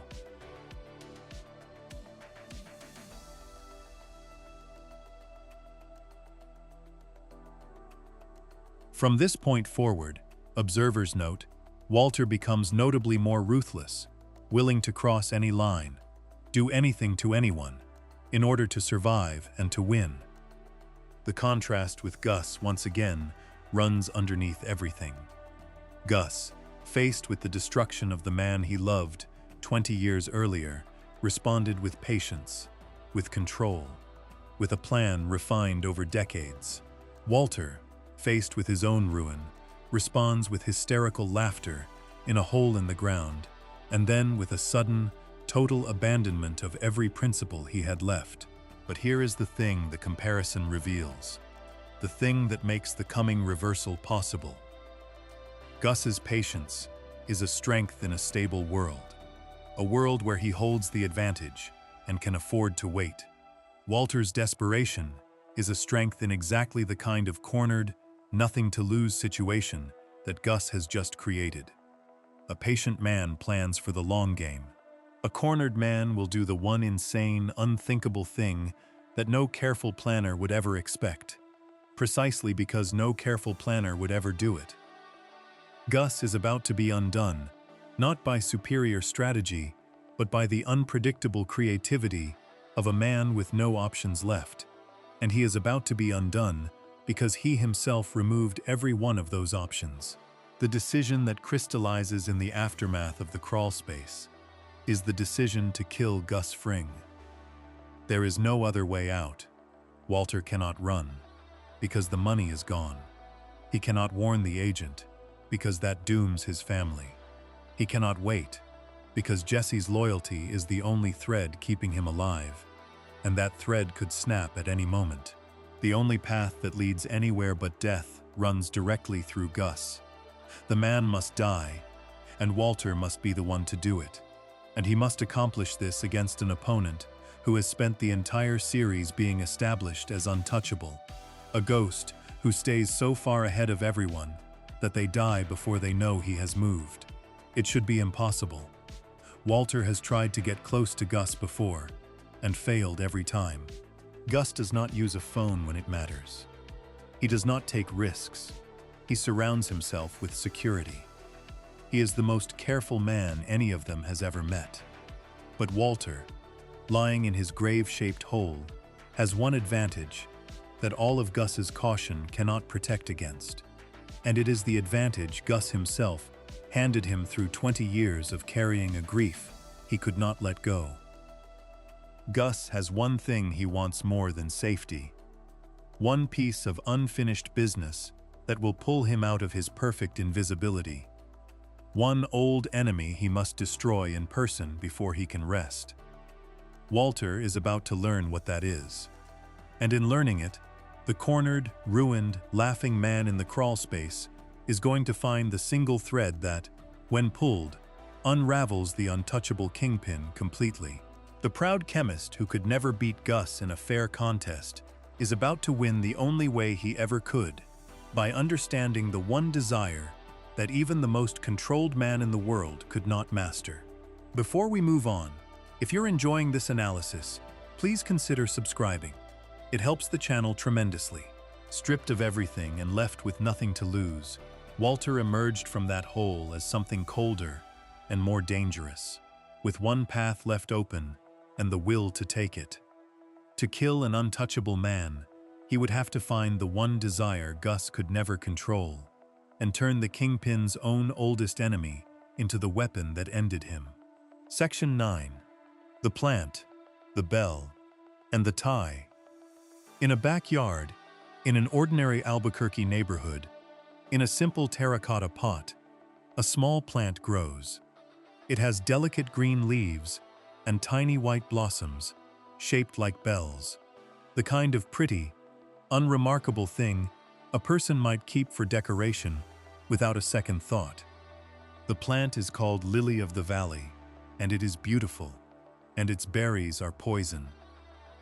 By the time the 4th season of Breaking Bad reaches its final image, the camera will rest on this little plant for a long, deliberate moment, and the audience will understand, with a cold drop in the stomach, exactly what it has been used for. The plant is how Walter White wins. The plant is also how the show announces, once and for all, that the man we have followed for 4 seasons is no longer anyone we should be rooting for.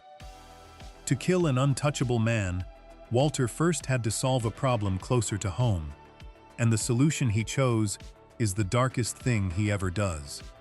The only reason Walter was still alive at all was Jesse, whose stubborn refusal to keep cooking if Walter were harmed had been the single thread holding back the Kingpin's blade.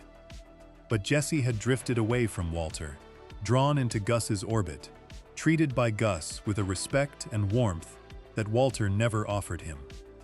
If Walter was going to kill Gus, he needed Jesse back, needed Jesse's help, needed Jesse to once again see Gus as the enemy. So Walter did the unthinkable. Jesse cared deeply about a little boy, the young son of the woman he loved. Walter poisoned that child. He used berries from the pretty plant in his backyard, a toxin that would make the boy gravely ill without killing him. And he arranged for the boy to ingest it, and then he set about convincing Jesse that someone else was responsible. The manipulation that followed is a small masterpiece of evil, and it works because Walter understands exactly how Jesse's mind and heart operate. Jesse had been carrying a vial of poison, a ricin-laced cigarette intended for use against Gus, and when that cigarette went missing, Jesse leapt to the conclusion that Walter had stolen it and used it on the boy as punishment. Walter let Jesse confront him at gunpoint, let Jesse rage, and then slowly, brilliantly, turned the accusation inside out. He convinced Jesse that the real culprit was Gus. Gus, after all, had used children in his operation before, had let a young boy be killed when he became inconvenient. Gus had cameras watching them. Gus knew about the ricin. Gus was the kind of man who would poison a child to drive a wedge between Walter and Jesse, and finally break the loyalty that protected Walter. It was a lie, built entirely out of Jesse's own fears and Gus's own real history of cruelty toward children, and it was airtight. Jesse, devastated and enraged, chose to believe Walter and agreed to help him kill Gus. Only much later, when Jesse learned that the boy had been poisoned by a common plant rather than the ricin, would the truth begin to surface, and by then, the damage to their bond was beyond repair. The show would later confirm what attentive viewers suspected about the mechanics, that Walter had found a way to slip the poison into the boy's food, an act so cold that the writers themselves took to grimly joking about it. The audience is not shown Walter struggling with the decision. There is no anguished close-up, no moment of doubt. There is only the result, and the pride Walter takes in it. That absence is the point. The series wanted the audience to understand that this was no longer a good man pushed too far. This was simply the villain of the story, doing what villains do. A first attempt on Gus's life had already failed, and the manner of its failure speaks to how impossible the task was. Walter had rigged an explosive to Gus's car in a hospital parking structure, a clean and simple plan.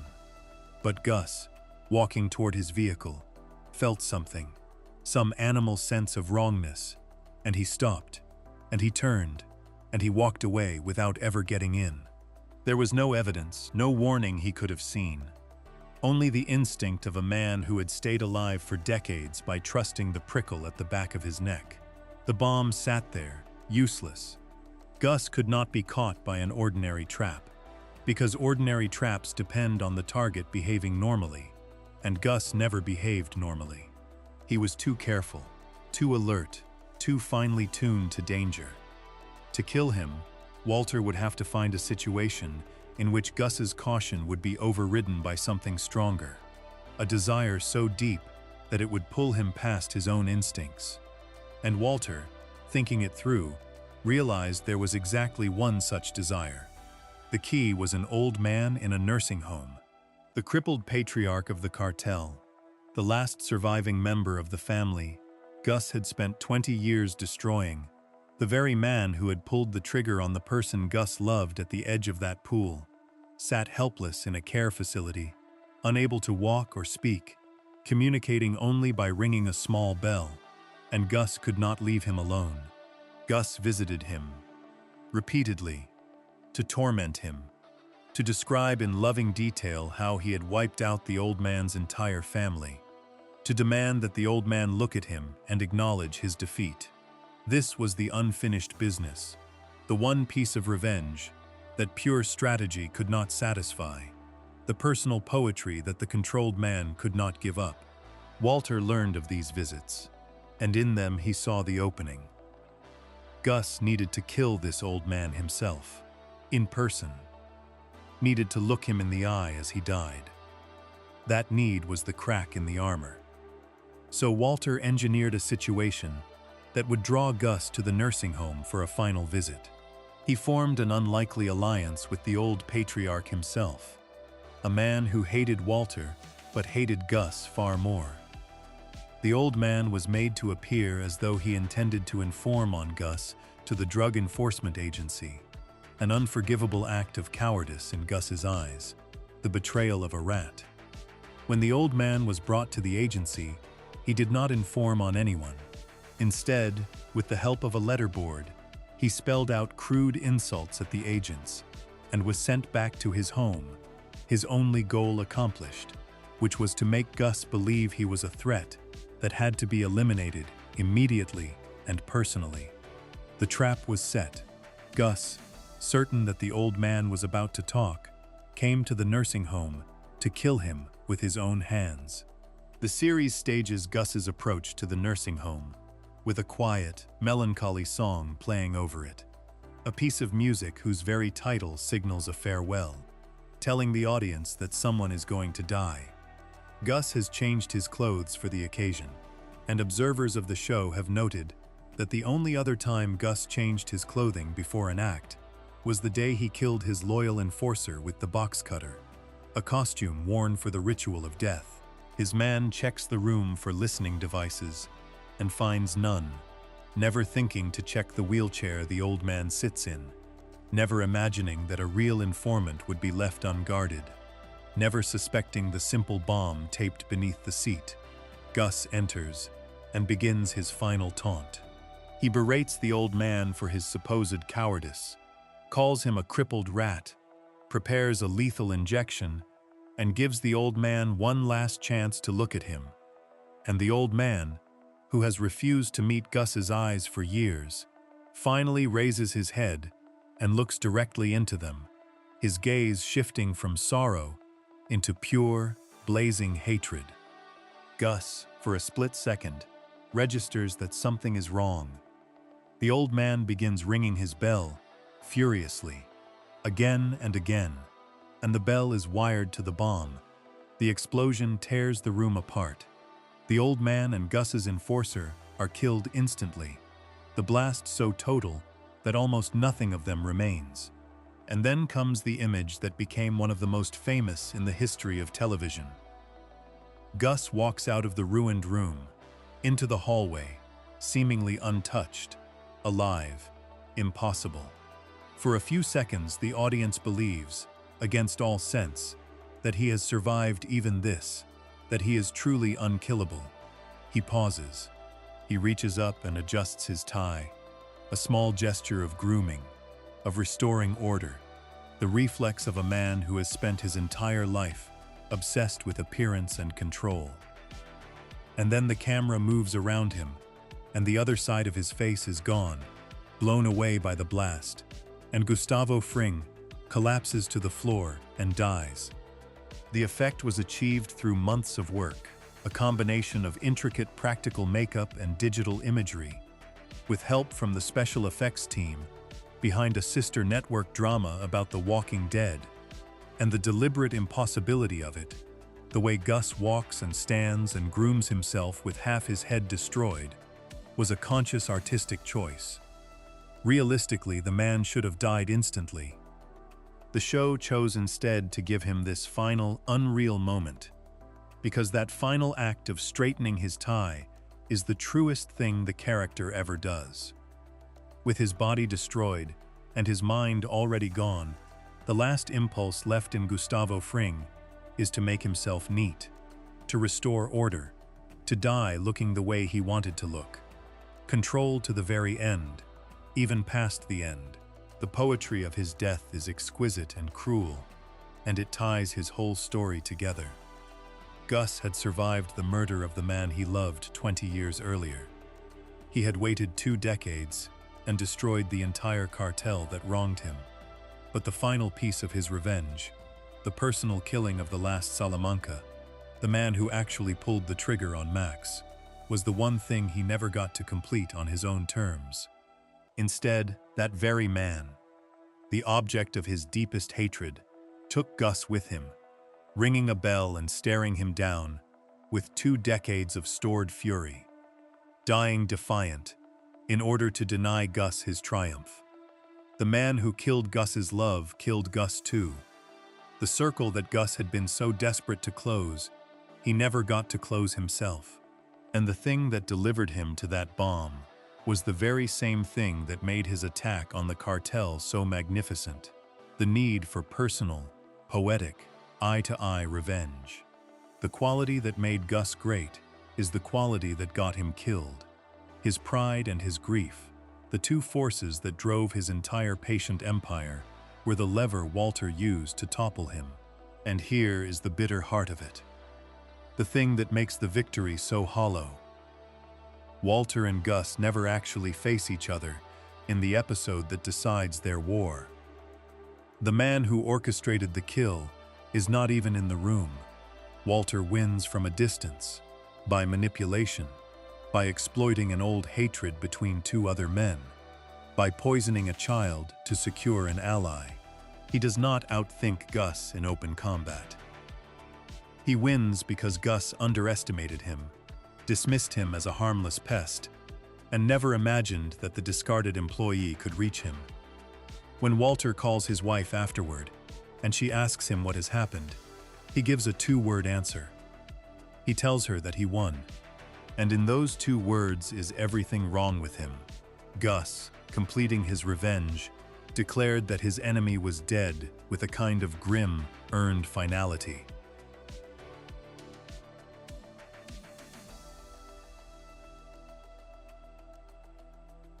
Walter, completing his, crows that he won, as if it were a game, as if the poisoned child and the dead men and the destroyed family were simply the cost of a contest he was always entitled to win.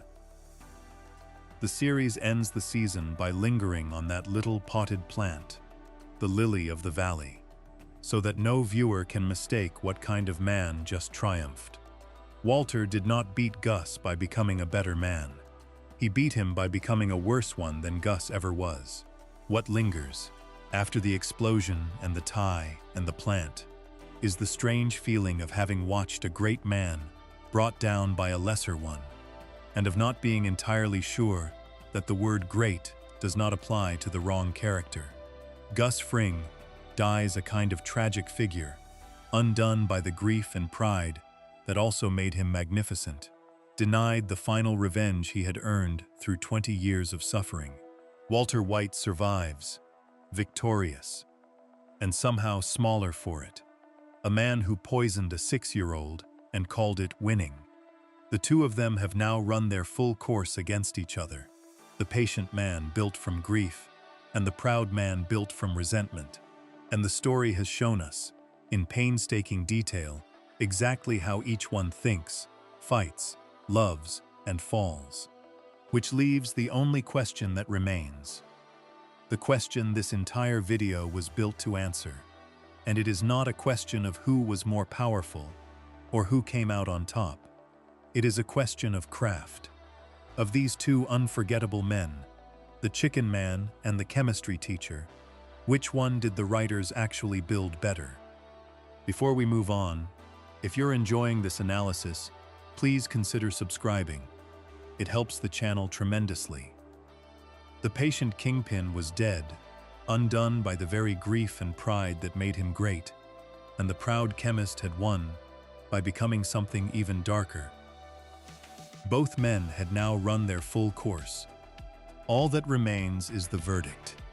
The real question underneath all of it: which of these two was written better? Section 10. Two portraits, side by side. Hold the two final images next to each other, and the whole question comes into focus. One man stands in a ruined hallway, his body destroyed, and uses the last spark of life in him to straighten his tie before he falls. The other man stands in a wrecked living room, picks up a phone, and tells his wife in 2 flat words that he won. Both moments are perfect.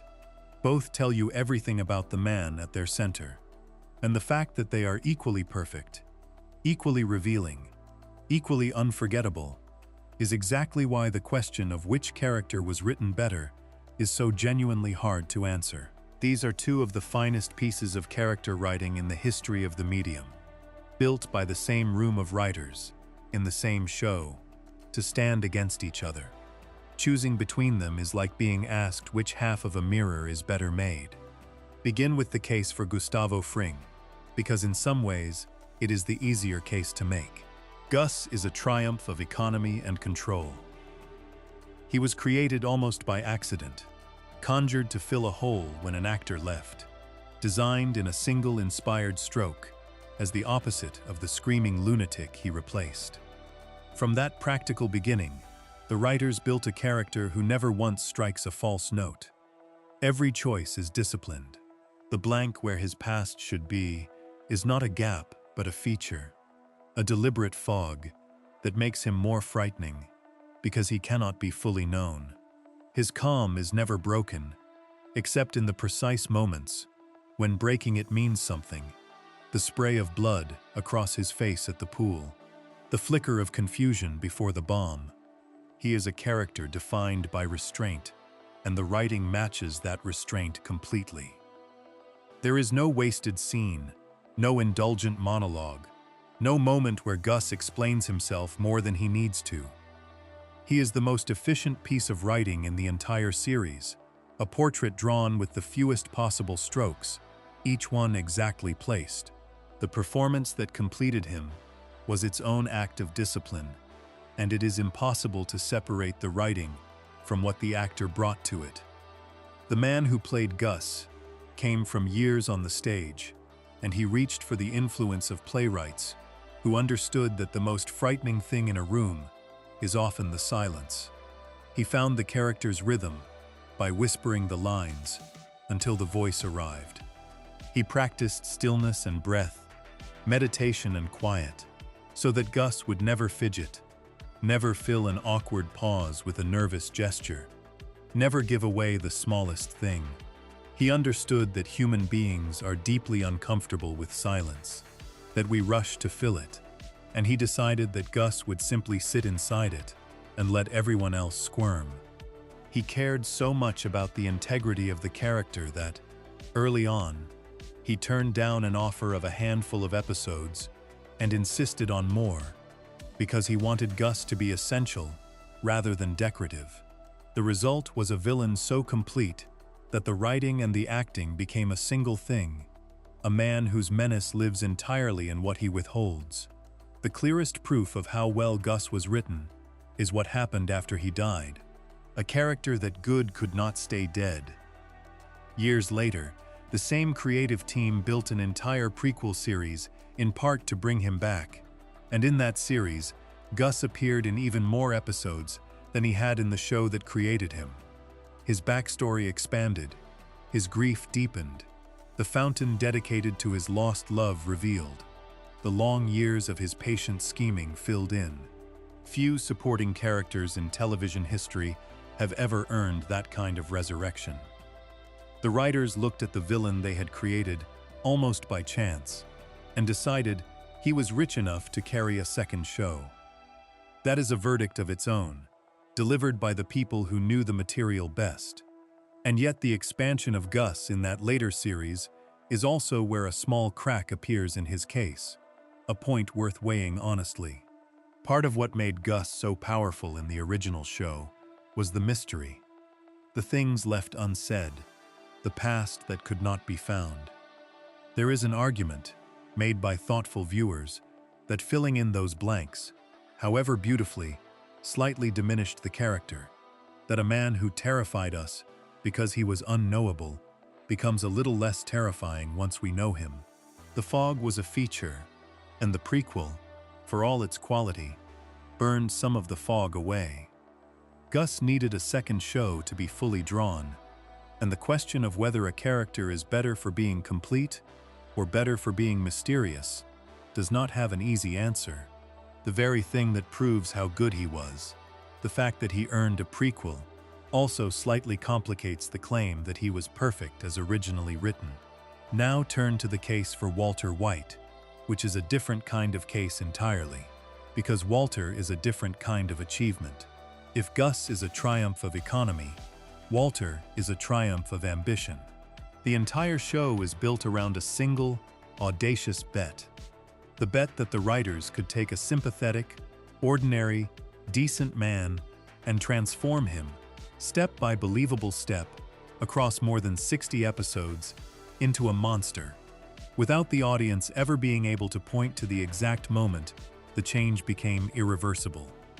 That is one of the hardest things a piece of long-form storytelling can attempt. It is far easier to write a character who is fixed, who arrives whole and stays whole, the way Gus does.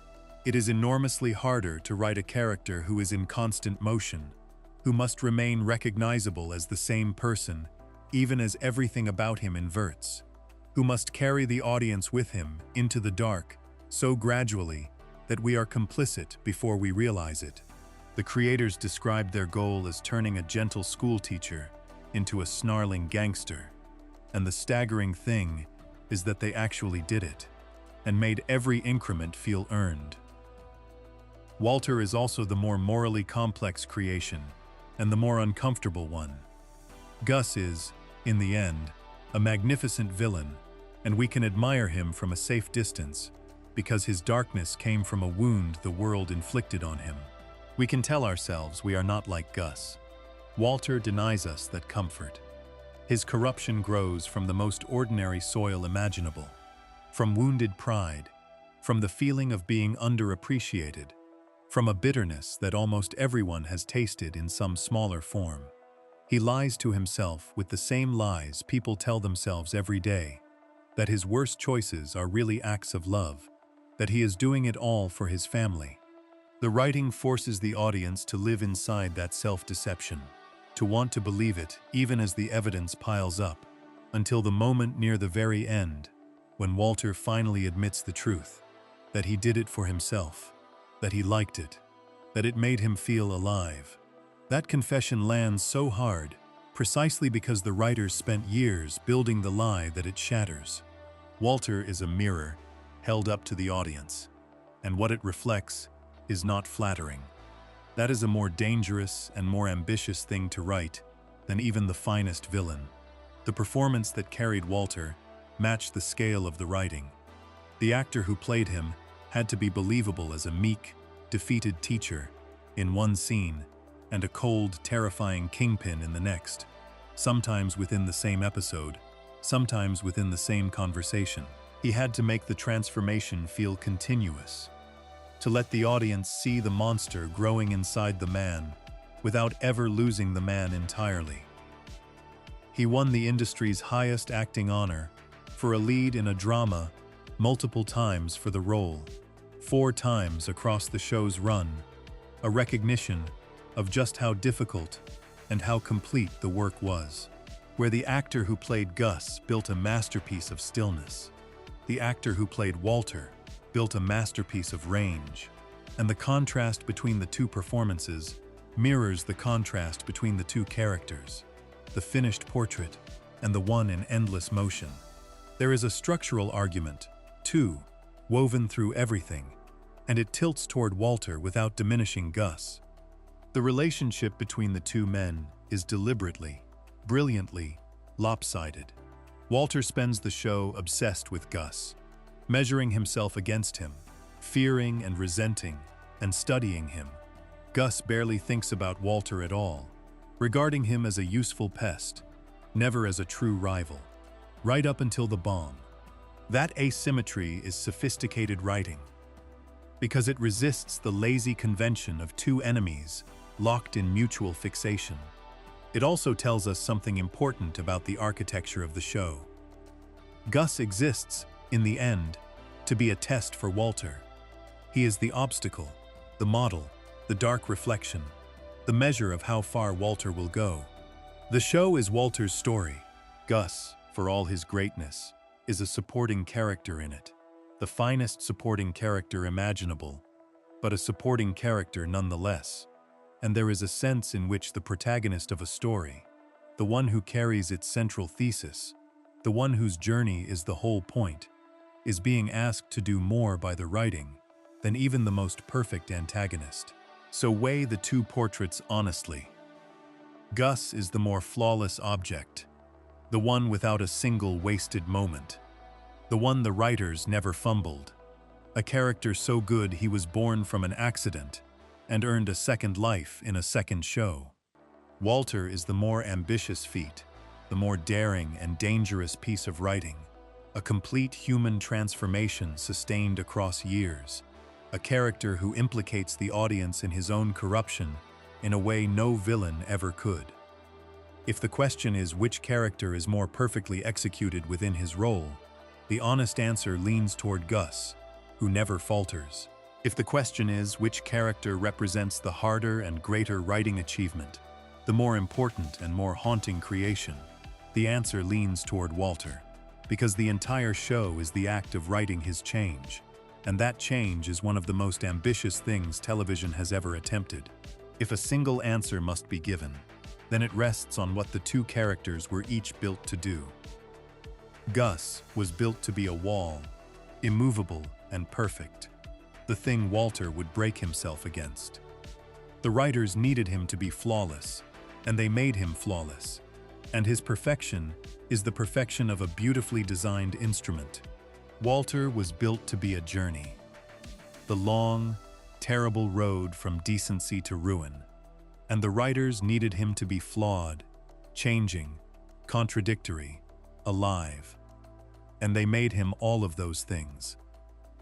A wall is easier to build perfectly than a road, because a wall only has to stand, while a road has to lead somewhere and take the traveler with it.